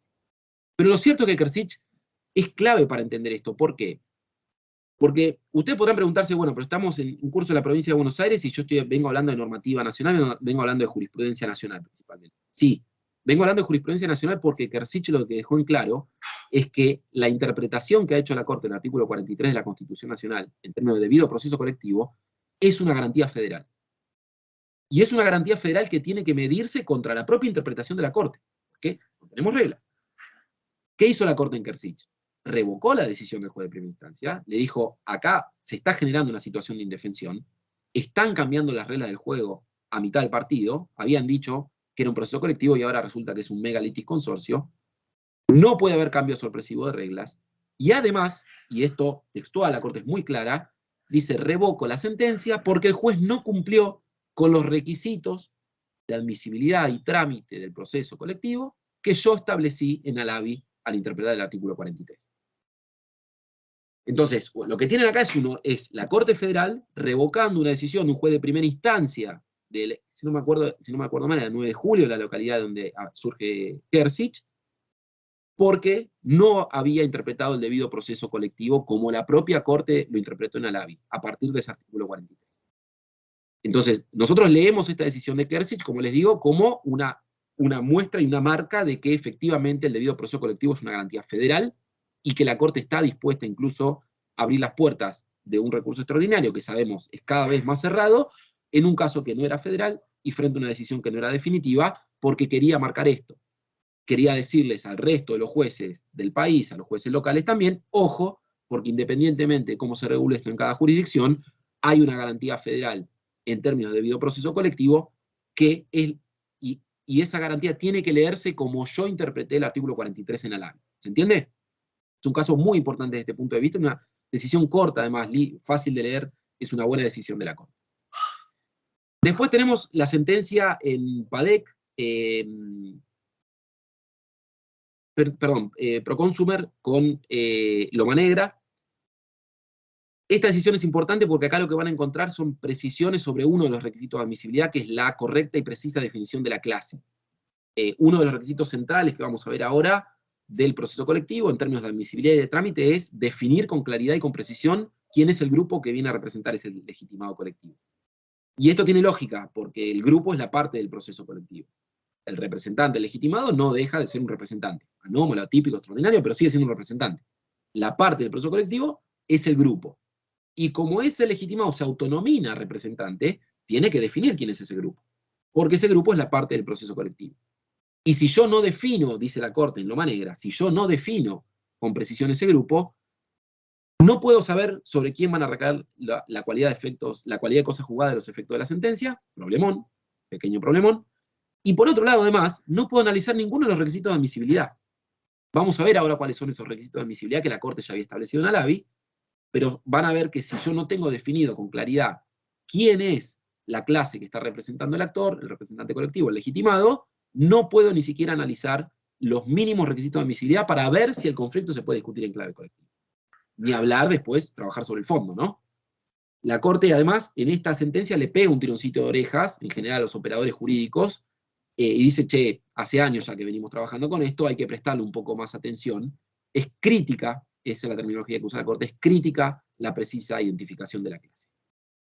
Ahí en el medio, en la presentación van a ver el jugador número 12 que les decía, que es López Rodolfo con Cooperativa Eléctrica de Peguajó, que es el precedente principal de nuestra Suprema Corte de la Provincia de Buenos Aires, que recién en el 2014, luego de que ya la Corte Federal confirmara la doctrina Alavi al dictar PADEC, en el año 2014 la Corte dicta López y recepta la doctrina Alavi prácticamente al pie de la letra, con una gran diferencia que tiene que ver con otro de los requisitos de admisibilidad, que es el de problemas de acceso individual a la justicia. Lo vamos a ver ahora con un poquito más de detalle, pero uno de los requisitos de admisibilidad de los procesos colectivos a nivel nacional tiene que ver con la demostración de que no es posible a los miembros del grupo acceder por sí solos al sistema de administración de justicia. Entonces la Corte lo que hizo con esto fue convertir una de las finalidades que vimos de los procesos colectivos, la convirtió en un requisito imprescindible de admisibilidad. Un error. Un error, es inconstitucional, no hay ningún argumento ni en la Constitución, ni en las discusiones constituyentes, ni en las leyes, ni en el espíritu de esta normativa que permita restringir de tal manera la herramienta colectiva, pero bueno, fue la interpretación de la Corte. La Corte Federal dijo, en otras palabras, dijo, yo no quiero daños masivos. Solamente voy a habilitar los procesos colectivos cuando me sirvan como herramienta de acceso a la justicia. Si no, no. La Corte de la Provincia de Buenos Aires no tomó este requisito. Y es la gran diferencia entre Alavi y la Suprema y la doctrina legal de la Provincia de Buenos Aires. La Corte transitó por una línea más parecida, más pragmática y más parecida a la del sistema estadounidense, que tiene que ver con la superioridad, con que jueces y juezas evalúen la superioridad de la tutela colectiva frente a otras formas de resolver ese conflicto. No necesariamente tengo que demostrar que hay problema de acceso individual, sino que voy a tener, por supuesto, que argumentar y plantear que el planteo y el procesamiento colectivo del conflicto, con todos los riesgos de garantía que supone, no se olviden de esto, con todos los riesgos que supone, es una forma de resolver el caso superior a otras alternativas de tutela. ¿Sí?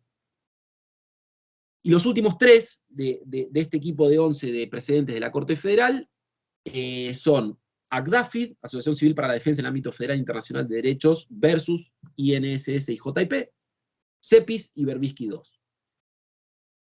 ACDAFID es un caso que se dictó el mismo día que Loma Negra, es una sentencia cortita también, y es una sentencia donde la Corte Suprema por primera vez, y yo es el único precedente que tengo identificado, aplica las excepciones a este requisito que les comentaba de admisibilidad, de tener que demostrar problemas individuales de acceso a la justicia. Cuando la Corte establece este requisito, dice que hay excepciones subjetivas, excepciones objetivas. En este caso, por primera vez, la Corte aplica esas excepciones y permite la tramitación de un proceso colectivo por más que en su lectura los miembros de ese grupo tenían un incentivo suficiente para plantear sus casos individuales, ¿sí? Era un tema de salud, era un tema que involucraba a personas con discapacidad, entonces también tenemos que prestar atención al contexto y a qué es lo que se está discutiendo, pero es un precedente que tienen que tener en cuenta porque además la Corte es muy clara con respecto a qué tipos de excepciones se pueden dar a ese requisito de acceso individual no justificado. De esta manera llegamos a CEPIS, que es una de las últimas decisiones relevantes, verdaderamente relevantes que tomó la Corte Federal. En CEPIS lo que se discutía eran los aumentos tarifarios en el servicio de gas natural sin audiencia pública previa, ya por el 2016. En un caso que voló por los estrados judiciales, en 4 meses llegó a la Corte y fue resuelto. La Corte dictó una sentencia muy larga, bastante compleja, con muchos problemas, pero lo que les propongo que tomen de ahí principalmente es sobre el final de los 2 votos que conforman la mayoría, van a encontrar una suerte de elenco, de resumen, de cuál es toda la jurisprudencia y toda la doctrina que la propia Corte Suprema, en términos también reglamentarios, viene estableciendo en materia colectiva. Hay 3 o 4 considerando sobre el final de los votos, que los tienen identificados después ahí en el material que van a poder tener ahí vinculado con la presentación, pero fue una decisión de mucho impacto, ¿no? Fue una decisión en un tema de usuarios y consumidores, un tema de servicio público muy delicado, con aumentos muy grandes, y que acá tienen un claro ejemplo de cómo se pueden modificar las conductas ilícitas colectivas. ¿Por qué? Porque la gestión que implementó esos aumentos sin audiencia pública nunca más volvió a realizar un aumento sin audiencia pública.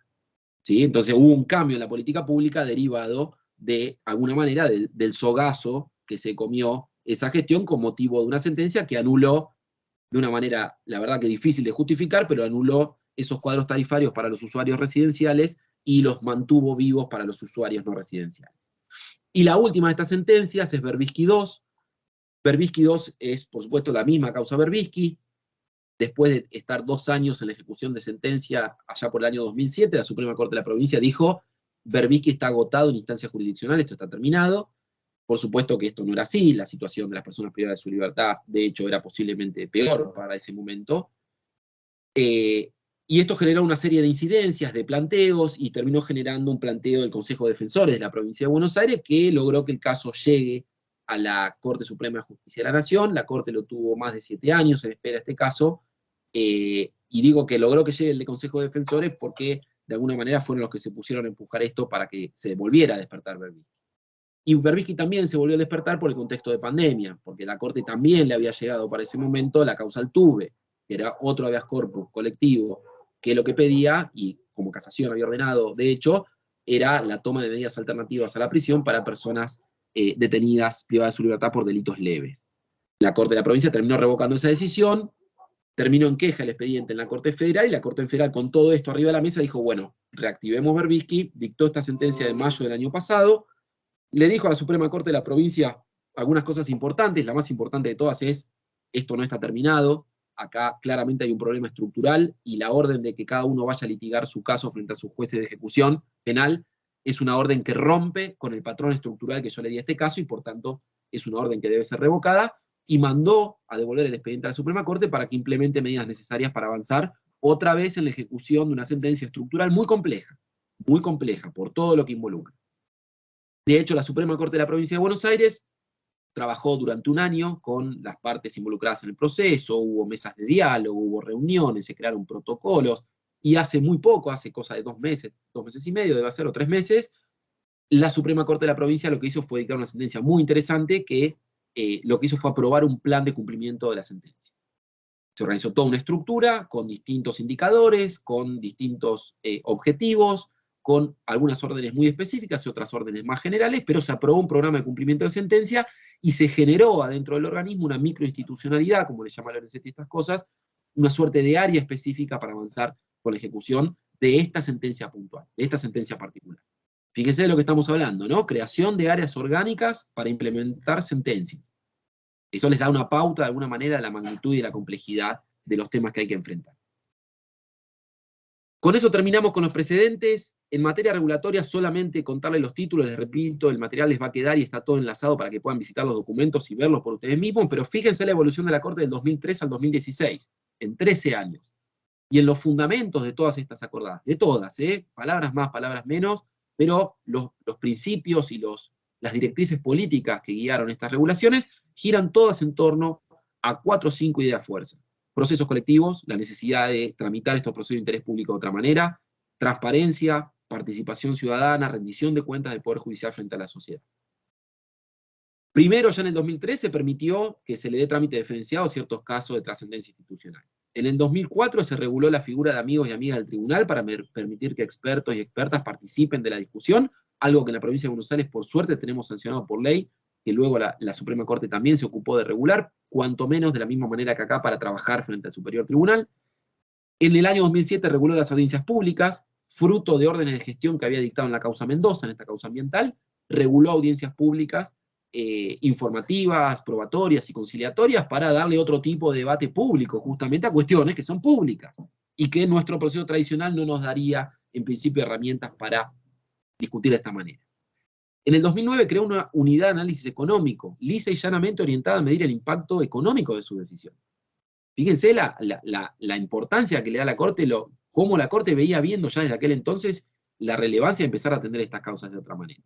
En esa acordada es muy interesante ver cómo se invoca como fundamento un precedente de la propia Corte que dice que el impacto económico es una de las principales medidas a considerar para evaluar la razonabilidad de la decisión, o sea, la no arbitrariedad de la decisión. Después modificó la reglamentación de amigos del tribunal porque prácticamente no estaba operativa, había muchas críticas fundamentalmente de las organizaciones. Después de una serie de audiencias públicas, también en la Corte, en la propia Corte, se modifica la acordada 7 del año 2013. Un año después crea una oficina de justicia ambiental, un área de derecho común, adentro del tribunal, por supuesto. ¿Por qué? Bueno, porque el tipo de conflicto, el tipo de casos que le estaban llegando eran casos muy diferentes. En el 2014 crea el Registro Público de Procesos Colectivos, que después también tiene su correlato acá en la provincia. De hecho, el de la provincia de Buenos Aires es previo, donde establece también la certificación de clase como un deber de los jueces, esto es, la necesidad de ponerle un sello, dictar una resolución interlocutoria que diga, están cumplidos los requisitos de admisibilidad, podemos discutir colectivamente, entonces inscribo, cosa que ahora no sucede. Después crea una Secretaría de las Relaciones de Consumo, otra área de derecho común, también la crea porque, otra vez, la particularidad de estos conflictos colectivos estaban empezando a romper los cauces tradicionales orgánicos de dinámica de trabajo del propio tribunal.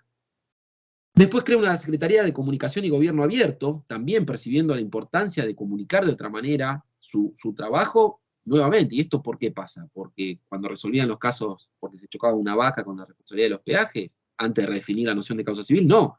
La importancia de empezar a comunicar tiene que ver justamente con que están trabajando un montón de causas sensibles. Sensibles desde el punto de vista social, sensibles desde el punto de vista económico, sensibles desde el punto de vista político. Y por último dicta, en el año 2016, en abril del año 2016, dicta la acordada 12 del 2016, donde ya lisa y llanamente aprueba como anexo un reglamento de actuación en procesos colectivos, un mini código procesal colectivo. Y una de las cosas más curiosas de esta acordada es que es un acto reglamentario sujeto a condición resolutoria. Los propios fundamentos de esta acordada, que empezó a regir a partir de octubre de ese año, dejan en claro que ni bien el Congreso sancione una ley en la materia, esta acordada va a quedar sin efecto. Un acto administrativo de alcance general sujeto a condición resolutoria. En cada una de estas reglamentaciones donde la Corte reguló de alguna manera cuestiones procesales, siempre van a encontrar en los fundamentos las menciones a la mora del Congreso y a la necesidad de empezar a clarificar algunas cosas, porque, como hablamos al inicio del encuentro de hoy, los casos colectivos están ingresando al sistema cada vez con mayor asiduidad. Entonces la Corte empezó a ordenar. Esta fue la última reglamentación, año 2016 CEPIS, año 2016 Reglamento de Actuación en Procesos Colectivos, y desde entonces la Corte, salvo el caso Berbigi que lo comentaba, se ha mantenido más o menos tranquila o callada, no ha dictado grandes decisiones en materia colectiva, pero con este súper resumen, les repito, por lo menos son casi los títulos, pero por lo menos les va a quedar en materia para trabajar. Debido a Kersich, justamente debido a esa interpretación que hace la Corte Federal, de su propia interpretación sobre el artículo 43, que la torna obligatoria para los jueces locales, no se olviden, repito, que en Kersich dijo, revoco esta decisión porque vos, juez de la provincia de Buenos Aires, no interpretaste el artículo 43 como yo lo hice en Alavi. Con estos precedentes y con estas reglamentaciones, tienen por lo menos un paquete de documentos como para orientar, en términos de fuentes más o menos sistematizadas, cuáles son los criterios de la Corte Federal en la materia, otra vez, ¿para qué? Para proteger al grupo de personas ausentes en la discusión, ¿sí? Voy un poco rápido, pero bueno, espero que se vaya entendiendo. Llegamos a la última parte, a la tercera parte, donde, como les dije, la idea era abordar las pocas cosas que están claras, que son algunas cuestiones de admisibilidad y algunas cuestiones de trámite. Estos títulos que ustedes ven acá, en realidad la Corte Federal, cuando habló en Alavi, en PADEC con Swiss Medical, y después volvió en CEPIS y demás, solamente los primeros 4 de los que ustedes ven en esa lista, la Corte los llama requisitos de admisibilidad. Los últimos 2, precisa identificación del grupo y representatividad adecuada, la Corte los califica como requisitos de trámite, ¿sí? Pautas adjetivas mínimas de trámite. Sin embargo, la realidad es que esos 2 requisitos también son requisitos de admisibilidad. Son las 2 cosas. Tienen que ser analizados en términos de admisibilidad y después tienen que ser controlados a lo largo de todo el proceso, porque en caso de caerse, como vamos a ver, se puede caer el propio caso colectivo, ¿sí? ¿Cuáles son entonces las premisas que la Corte, ya en la acordada 12, las plantea como requisitos de la demanda colectiva? Lisa y llanamente. Primero, tiene que haber un origen común del riesgo de la lesión, causa única o compleja. Y estos requisitos, como les digo, salvo el del ejercicio individual no justificado, son similares para la provincia de Buenos Aires. Previstos en la Ley de Amparo, artículo 7, 1328 modificada por la 14192, y también recuperados por la Suprema Corte en López. El origen común del riesgo de la lesión, en términos de causa única o compleja, es algo que no solo es una razón jurídica, sino que es una razón lógica para que se pueda admitir un proceso colectivo. ¿Por qué? Porque ese origen común del riesgo de la lesión, sea una causa única o sea una causa compleja que se repite a lo largo del tiempo, como ciertas prácticas comerciales, por ejemplo, se refieren a algo que ocurre o no ocurre en el conflicto o no ocurre en el conflicto. Y hablo de lógica porque esa causa común es la que permite la similitud de situaciones entre las personas que están afectadas. Y eso es lo que permite a su turno el procesamiento concentrado de la controversia. ¿Sí? Si no hay un origen común de ese riesgo de la lesión, lo más probable es que tengamos situaciones diferentes y que por tanto no sea ni siquiera desde la lógica posible procesarlas concentradamente en clave colectiva. Un segundo requisito, que es el que le da prácticamente el nombre a esto de todo lo que estamos hablando, es que existe una pluralidad relevante de personas afectadas. La Corte no le da autonomía a este requisito, lo plantea velado en el del origen común. La Corte dice, bueno, tiene que haber un origen común de la lesión que afecte una pluralidad relevante de personas. Y este requisito cuantitativo es clave. Este requisito cuantitativo es clave, ¿por qué? Porque la pregunta que hay que hacerse para trabajar con esto es, ¿puedo yo resolver este conflicto por vía del proceso tradicional? Entre paréntesis, donde no hay, por lo menos en teoría, ningún riesgo de afectación del debido proceso, ningún riesgo de afectación de autonomía individual. ¿Me alcanza el litisconsorcio, la acumulación de procesos o alguna otra herramienta que puedo inventar en términos de gestión para gestionar y procesar adecuadamente estos conflictos? ¿Los casos? Sí me alcanza. Entonces no tengo que ir al proceso colectivo. ¿Por qué? No necesito entrar en todos los riesgos que supone el proceso colectivo. Ahora, si no me alcanzan esas herramientas, bueno, sí necesito acudir al proceso colectivo. De hecho, como define este requisito el sistema estadounidense, la Corte ha sido muy clara en tomar como fuente de esto el derecho estadounidense, la Corte lo define de otra manera. No dice pluralidad relevante de personas afectadas, que tenemos que ponernos a interpretar qué significa esto. La Corte dice impracticabilidad, el sistema federal estadounidense dice impracticabilidad del litisconsorcio. Parece lo mismo, pero no es lo mismo, ¿no? Es una aproximación mucho más pragmática, mucho más concreta, mucho más racional para definir si tenemos que usar el proceso colectivo o podemos usar el proceso individual. Si yo, repito, puedo utilizar las herramientas tradicionales de gestión de acumulación de pretensiones, subjetiva o objetiva, tengo que utilizar el código y el proceso tradicional. Si no me alcanza porque hay demasiada gente afectada, tengo que utilizar el proceso colectivo. Pero es un requisito que, repito, tiene autonomía. La Corte no lo plantea autónomamente, pero tiene autonomía porque si no está esta pluralidad relevante, por más que haya un origen común del riesgo de la lesión, no voy a tener habilitada la vía colectiva.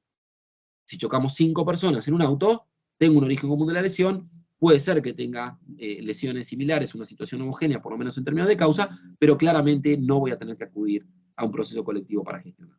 ¿Sí? Y de hecho estas cuestiones, la Corte en el ABI también dice que es uno de los temas que va a tener que definir la ley. Hay algunas experiencias normativas. En Chile, por ejemplo, necesitas 50 afectados para plantear un caso colectivo de consumo. Si tenés 49 no podés, si tenés 50 sí. A mí tampoco me parece que sea una buena forma de definir legislativamente este número, pero hay una aproximación regulatoria por lo menos que se ocupa del tema. Acá hay que pensarlo desde la falta de recursos que nos ha dado la Corte para trabajar con esto, entonces la propuesta es pensarlo desde la práctica y pensarlo desde la racionalidad. ¿Necesito o no necesito acudir al proceso colectivo? ¿Me sirve o me alcanza o no me alcanza el proceso individual? Si no me alcanza, el proceso colectivo va a estar habilitado. El tercer requisito de admisibilidad es que la pretensión de la parte actor esté concentrada en los efectos comunes de la causa de pedir. Y este es un requisito central. Este es un requisito central porque es además donde se pone en juego justamente la construcción del caso colectivo. A diferencia de los casos individuales, donde los casos vienen dados por el tipo de conflicto, quiero decir, si yo choco en la esquina, tengo una pretensión de daños y perjuicios.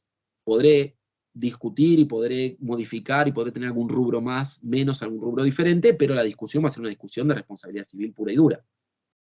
Ahora, si yo tengo un conflicto colectivo como es el caso que se ventila el caso Berbisque, un caso de contaminación como el caso Mendoza, un caso, cualquiera de lo que se les ocurra de los ejemplos que pusimos hoy, conflictos, digo, de ese tipo, el caso no viene dado naturalmente por ese conflicto. Porque la solución al problema muchas veces no viene dada naturalmente. Hay que pensarla. Hay que pensarla y hay que construir ese caso. Hay que ver qué le pedimos al Poder Judicial en términos de causa, en qué lo fundamos, y en términos también de qué tipo de remedio le pedimos al Poder Judicial. Y acá es donde hay que tener mucho cuidado en términos postulatorios y también en términos de gestión de parte del Poder Judicial. Porque un error que se cometió mucho durante los primeros años de litigio sobre estos temas es pedirle de más al proceso colectivo. Y el proceso colectivo solamente, ni más ni menos, pero solamente puede resolver, como dijimos hoy, el contradictorio superfluo. Las situaciones homogéneas, no puede resolver todo. Porque si resolviese situaciones que no son homogéneas, muy probablemente estaría incurriendo en violaciones al debido proceso. Y otra vez, no por una razón jurídica, por una razón lógica. Se puede procesar, resolver y eventualmente implementar una decisión colectiva cuando la situación de todas las personas que están presentes en la discusión es diferente. La verdad es que no. No se puede hacer sin violar garantías jurisdiccionales, sin violar garantías constitucionales. Después hay grandes discusiones sobre, bueno, ¿hasta dónde exijo homogeneidad? ¿No? Ejemplo, discusión por un cargo indebido a una tarjeta de crédito. La parte actora que plantea, esto se ve mucho en la jurisprudencia, plantea, bueno, acá hay una conducta ilícita que se supone cobrar un cargo que no está previsto en el contrato. Acá hay homogeneidad, hay una causa común, hay un montón de gente afectada, yo pretendo que dejen de cobrar este cargo y que devuelvan la plata. ¿No? ¿Qué dice la empresa propietaria de la tarjeta de crédito? Dice, en realidad acá homogeneidad no hay. ¿Por qué? Y porque a las personas de este grupo, de este paquete, se los bonifiqué. A las personas que contrataron entre tal año y tal otro año, en realidad no pagaban esto, tenía otro nombre. ¿Se entiende? Se pone la lupa más arriba del lado de la parte actora para tratar de ver la película más grande y más homogénea, se pone la lupa mucho más abajo de parte de las demandadas para intentar marcar diferencias que rompan esa homogeneidad y que por tanto rompan el caso colectivo. Y en esto es muy interesante la disidencia, el voto concurrente, perdón, de Petracchi en Padé con Swiss Medical, donde Petracchi lo que plantea en los casos de consumo es que justamente este fenómeno es inherente a los conflictos colectivos de consumo. Quiero decir, a mí me cobraron el cargo durante 2 meses, a otra persona se lo cobraron durante 2 años, eso no impide la tutela colectiva de ese grupo. Después habrá que hacer los números y, por supuesto, dividir las acreencias y en caso de que hubiera que liquidar algunos daños, cada quien debería poder hacerlo por vías individuales que permitan una discusión adecuada sobre esa parte de liquidación de daños. Pero la responsabilidad la podemos resolver tranquilamente de manera concentrada, conjunta y colectiva y obtener todos los beneficios de los que venimos hablando. ¿Sí? Entonces, acá es donde hay que transformar el conflicto colectivo en un caso o controversia, una causa o controversia. Y para eso es clave trabajar sobre la legitimación, por supuesto, y es clave trabajar sobre el tipo de remedio que le vamos a pedir al Poder Judicial. Y en ese trabajo con ese tipo de remedio, tanto quienes plantean los casos como quienes los gestionan dentro del Poder Judicial, hay que tener mucho cuidado con que no se avance con pretensiones que no buscan remediar cuestiones comunes, sino que lo que buscan es darle soluciones comunes a situaciones diferentes. El proceso colectivo no nos va a poder dar eso, ¿sí? Ni siquiera, o sea, por una cuestión jurídica, por violación de garantías, pero por una cuestión lógica, porque no podría procesar concentradamente situaciones que son distintas, ¿sí? Cuarto requisito, ejercicio individual de la acción no justificado.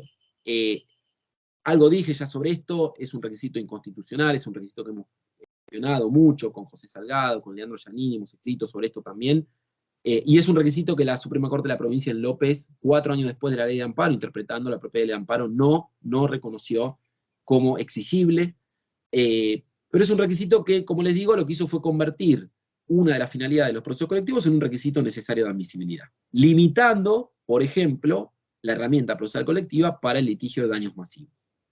La Corte, además, la Corte Federal, cuando estableció este requisito, le puso excepciones. Y el problema es que son excepciones tan grandes que desnaturalizan por completo la regla. La Corte estableció 2 líneas de excepciones subjetivas y excepciones objetivas. Las objetivas, dijo la Corte, se aplican cuando el caso colectivo se vincule con ciertos derechos, como el consumo, el ambiente, la salud y otros derechos de incidencia colectiva.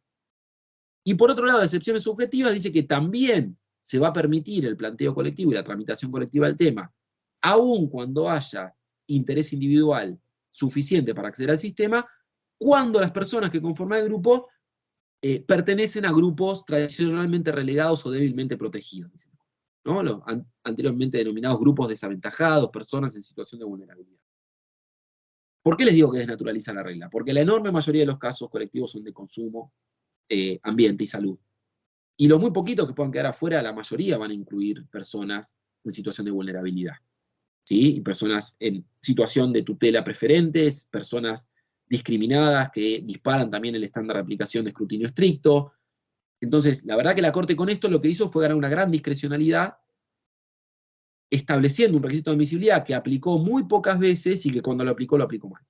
Y el ejemplo de peor aplicación de este requisito fue la propia causa CEPIS, donde, como les dije, la Corte llegó a una conclusión, aplicando este requisito, de que los usuarios residenciales del gas tenían incentivos suficientes para acceder al sistema y que los usuarios residenciales,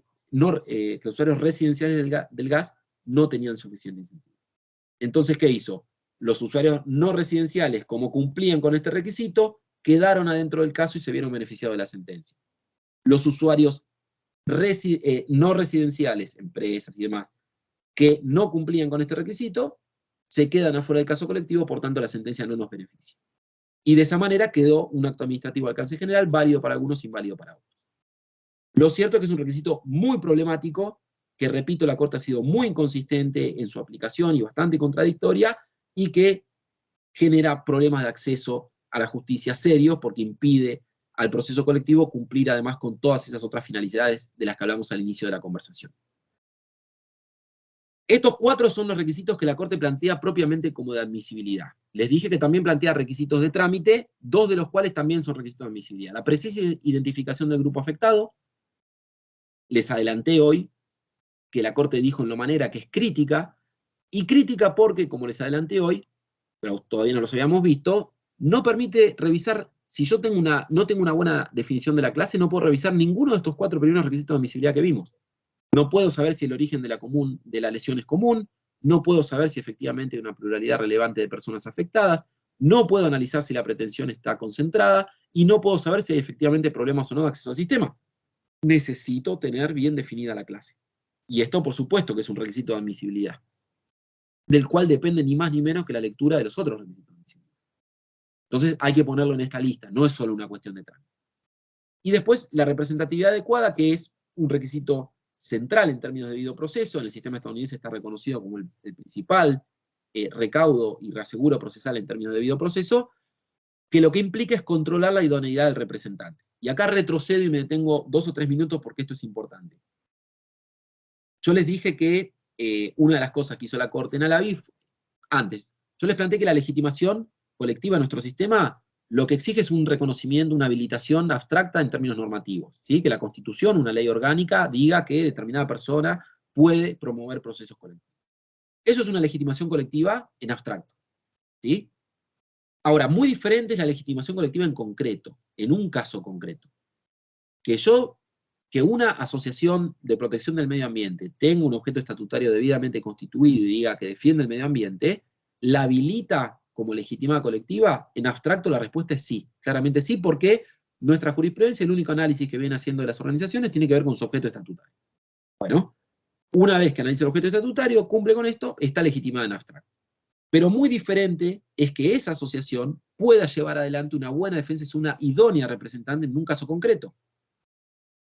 Eso es lo que va a definir su legitimación en ese caso concreto. Entonces, una cosa es la legitimación en abstracto, que es la habilitación normativa para plantear casos colectivos en general. Otra cosa es la legitimación en concreto, que se analiza en cada caso puntual a través de la aplicación del requisito de la representatividad adecuada. ¿Qué supone este requisito de la representatividad adecuada? Supone que el juez controle o la jueza controle que el representante, que la legitimada colectiva que plantea el caso, no tenga conflictos de interés estructurales graves que le impidan llevar adelante una buena defensa, y que por otro lado demuestre que puede llevar adelante una buena defensa del caso. Demuestre, por ejemplo, que tiene antecedentes, que tiene casos de éxito en este tipo de casos, que hace muchos años que viene trabajando en investigación sobre estos temas, que ha participado en otras cuestiones vinculadas con el tema. Todos elementos que, estos ejemplos que les doy, vienen del Código Modelo para Iberoamérica. Bueno, ahora tenemos un primer reflejo normativo en la provincia de Chaco, donde se estableció una ley el año pasado, muy buena, la primera ley de procesos colectivos del país, junto con el jurado de enjuiciamiento en materia civil. Pero lo cierto es que tenemos un problema otra vez para administrar este requisito. Que la Corte dijo en Alavi que había que controlarlo al inicio, y que dijo en Padecon Suisse Médica que hay que supervisarlo a lo largo de todo el proceso. Y es un requisito problemático porque es un requisito también importado, sí, al pie de la letra del sistema estadounidense. ¿Y por qué digo que es complicado? Porque en el sistema estadounidense este requisito aplica solamente a quienes están legitimadas para proponer una acción de clase. ¿Que quiénes son? Personas humanas. Allá hay procesos colectivos promovidos por asociaciones o entidades del tercer sector, sí los hay. Hay procesos colectivos promovidos por el Estado, sí los hay. Pero son otra cosa. Tienen otro régimen jurídico, jurisprudencial, otras premisas, no son técnicamente acciones de clase. Entonces, en un sistema donde solamente personas humanas pueden plantear un caso, invocar legitimación colectiva y plantear un caso en defensa de un montón de gente sin pedirle permiso, parece muy razonable, ¿o no? Que se controle en el caso puntual si esa persona puede llevar adelante una buena defensa del caso. Ahora, si en nuestro sistema tenemos un sistema mixto de legitimación, no tenemos solamente el afectado, que lo trajimos del sistema estadounidense, sino que tenemos al defensor del pueblo, a las asociaciones intermedias y organismos públicos que vienen del modelo europeo. Entonces, la pregunta que tendríamos que hacernos es, ¿yo puedo, juez o jueza, podría decirle en un caso puntual al defensor del pueblo que no es un representante adecuado? Si usted está legitimado en abstracto, pero en este caso no.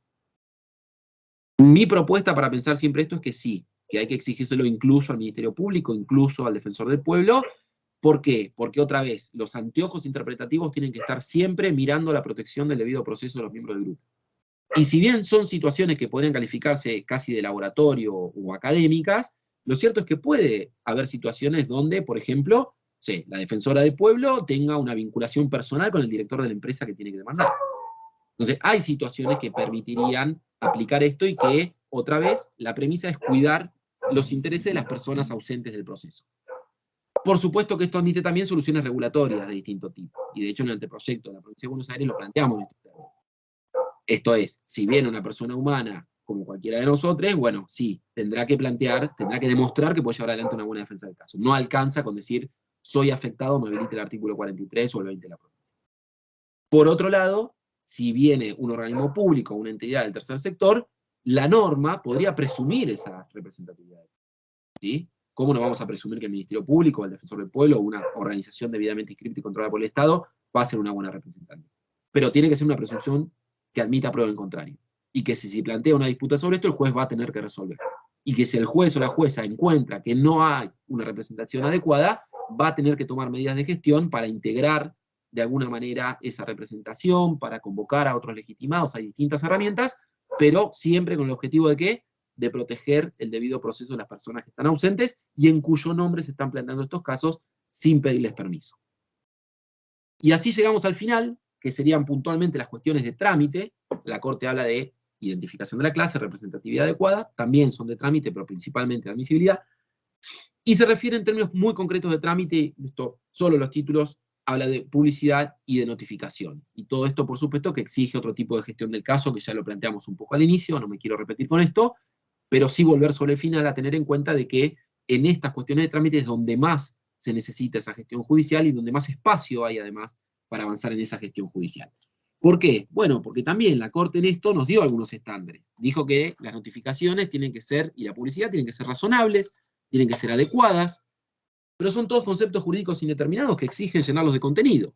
Entonces, si hablamos de publicidad, tenemos los registros, bien. ¿Son una publicidad suficiente los registros que tenemos de procesos colectivos en la provincia, en Nación? Y la verdad que no, digamos, son registros que apenas conocen los abogados y abogadas quienes trabajan con derecho, imaginen el resto de la sociedad. Entonces, bueno, yo podría pensar otras herramientas de la publicidad. Sí, ¿qué tengo que tener en cuenta? Bueno, ¿para qué sirve la publicidad? La publicidad en sí misma avanza transparencia, la publicidad en sí misma permite otro tipo de discusión, permite que se incorporen nuevas voces a la discusión.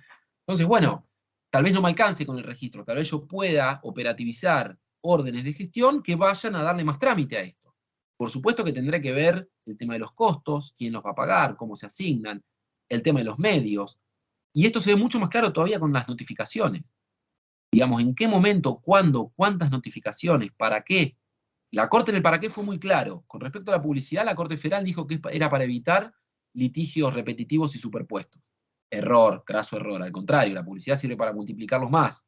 Lo que va a evitar eso es una regla de prevención y una correcta regulación de la litispendencia, como de hecho se intentó hacer después en la acordada 12, de manera muy problemática, por cierto. Pero no va a servir la publicidad para eso. Va a servir para otra cosa. Por la publicidad en sí misma diría que ya vale la pena. Pero por otro lado, las notificaciones sí tienen una finalidad muy concreta y muy específica, que es permitirle a los miembros del grupo ejercer derechos. ¿Qué derechos? Optar por entrar u optar por salirse de la discusión. Y esta es una gran diferencia a la autonomía individual. Cuando se trata de derechos individuales homogéneos y por tanto el remedio es divisible, o sea, la causa se puede resolver para algunas personas y no necesariamente tiene que resolverse para otras, se permite que las personas cuyos derechos fueron invocados por ese representante colectivo, una vez que se enteran del proceso, den un paso al costado y hagan su propio camino o no hagan nada, pero se corran de esa litigación colectiva. O bien, den un paso hacia adelante y participen de esa discusión. Con un montón de problemas también de gestión que se producen cuando hay mucha gente que quiere participar. El caso Kersich podría ser un buen ejemplo. El caso Mendoza-Beatriz es posiblemente el mejor ejemplo porque la Corte tuvo que expresarse concretamente sobre esto y decir, bueno, hasta acá permito intervención, de acá ya no más porque se me va a hacer imposible de gestionar el caso. ¿Cómo notificamos? Bueno, también la Corte no nos aportó, la acordada 12 tampoco trae ninguna pauta en este sentido. Pero sí hay mucha jurisprudencia en esto. Y la pregunta otra vez, son preguntas lógicas, son preguntas que tienen que ver con ¿a quién me voy a dirigir? Porque si yo tengo que dirigir una orden a un universo de personas de entre 18 y 25 años, y bueno, no voy a ir al noticiero de las 8 en Canal 11, voy a ir a Instagram o a TikTok. ¿Sí? Aunque parezca TikTok, sí. Ahora, si voy a notificar a una franja etaria, no sé, personas, por ejemplo, pensionadas o jubiladas, bueno, posiblemente tenga más sentido ir al noticiero de las 8 que desde ya ir a una red social de la cual no están enterados. Ahora, acá hay que ponerle cabeza y hay que ponerle un poco de imaginación porque depende de cada caso concreto. Y por supuesto que hay que utilizar cada vez más las nuevas tecnologías. Hay recientemente algún precedente muy interesante de la Cámara Comercial de San Nicolás, por ejemplo, donde en un caso colectivo con una empresa de telecomunicaciones se le obligó a mandar un mensajito, mandar un SMS por el teléfono. ¿Hay alguna forma más clara, más segura, más directa, más infalible de que alguien se entere de algo que pasa con su compañía de telefonía celular a que le llegue un mensaje a su teléfono? No lo hay. Y sin embargo, hasta el día de hoy se sigue insistiendo con los edictos en general como forma de notificación.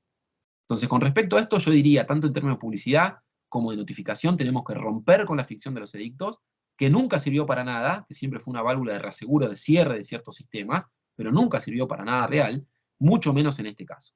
Y otra cosa más, y lo último que digo, tanto en términos de publicidad como de notificaciones, también es importante tener en cuenta el lenguaje. Si nosotros queremos que la publicidad y las notificaciones tengan el efecto que tienen que tener, que avance en transparencia y que permitan realmente la toma de decisión por parte de las personas que están siendo representadas, necesitamos que esas personas lo entiendan. Y cuando hablamos que lo entiendan, no me refiero solamente al contenido o a la semántica, me refiero también hasta a la cuestión visual, a la cuestión de cómo se presenta esa notificación, a la cuestión de que hoy es gratuito configurar prácticamente, salvo los recursos humanos, hay herramientas gratuitas para configurar sitios web. La experiencia de Estados Unidos siempre nos sirve, no como argumento de autoridad, pero siempre nos sirve como un lugar donde ya se están haciendo estas cosas hace muchos años. Entonces está bueno mirar para ahí. En Estados Unidos, para este tipo de cosas, por supuesto, de acuerdo al incentivo y de acuerdo al interés que haya los miembros del grupo, porque si hay otra vez, incentivo, si hay un interés muy chiquitito, no tiene sentido mandar una carta de documento. Va a ser más costoso el medio de notificación que lo que pueda llegar a hacer esa persona, que nunca tuvo incentivo para hacer nada. Entonces, a mayor interés de los miembros del grupo, más estricto el régimen de notificación. A menor interés, menos estricto el régimen de notificación. Pero la jurisprudencia de nuestra propia Corte, de nuestros tribunales inferiores, no de la Corte, de nuestros tribunales inferiores, ha ordenado avisos televisivos, envíos de SMS, envíos de notas en boletas, comunicación por mail, comunicación por SMS, publicación en redes sociales, publicación en blogs especializados. Hay un montón de jurisprudencias fundamentalmente de primera instancia, algunas decisiones de Cámara también, que han empezado a trabajar sobre esto en términos de orden de gestión. No se puede hacer cualquier cosa, por supuesto, pero sí hay un montón de cosas para hacer en materia de procesos colectivos frente a este vacío regulatorio y frente a esta necesidad de enfrentarnos con este fenómeno. La propuesta del día de hoy, se me fue el tiempo, no quedó margen para las preguntas, espero igual ahora podemos abrir y conversar un poco, pero la propuesta, como les adelanté al inicio del día de hoy, era que ustedes por lo menos se lleven un primer pantallazo, muy rápido, muy abuelo de paja, pero un primer pantallazo de qué son los procesos colectivos, para qué sirven, con qué fuentes se está trabajando y cuáles son sus principales problemas en términos de admisibilidad y de trámite, sus principales institutos o cuestiones, y que a partir de ahí puedan empezar a trabajar siempre con los lentes puestos, y es lo último que digo, siempre con los lentes puestos en la protección del debido proceso de las personas que están ausentes del grupo. Frente a cualquier duda interpretativa, ese es el último lugar donde hay que pararse, y sumarle también estas 5 finalidades que vimos: acceso a la justicia, macroeconomía procesal, disuasión de conductas ilícitas colectivas, obtención de soluciones igualitarias y detección de problemas de política pública, también pensarlas como finalidades interpretativas, y usar las herramientas de gestión que nos dan nuestros códigos, el 34, el 36, y por supuesto motivar. Hay que motivar para cuidarse también desde la función jurisdiccional cuando los casos tienen trascendencia que va más allá de lo jurídico. Muchas gracias.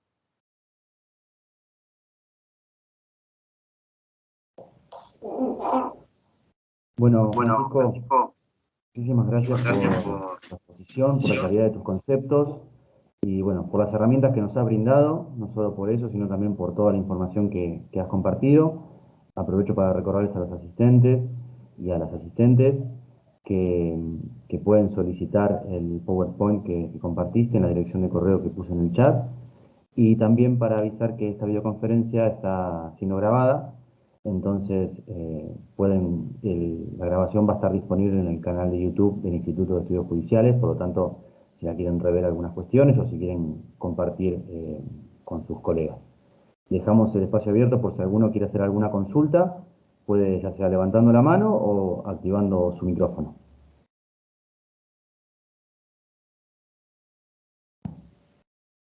A ver, acá tengo un mensaje.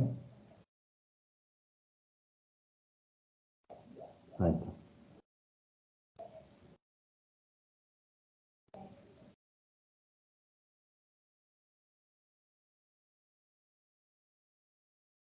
Bueno, se ve que ha sido todo muy claro, que has dejado pensando a todos. Están agradeciendo en el chat por la calidad de la exposición, te vuelvo a repetir, en nombre del Instituto de Estudios Judiciales, sobre todo de Necochea. Quería agradecerte realmente por por la claridad de tus conceptos nuevamente y por las herramientas que nos han brindado. Te agradezco muchísimo. Muchas gracias, Gabriel, nuevamente, y bueno, saludos a todos y a todas. Espero que se vayan con ganas de leer. Eso es lo más importante. Nos vemos. Así va a ser, muchas gracias, nos vemos.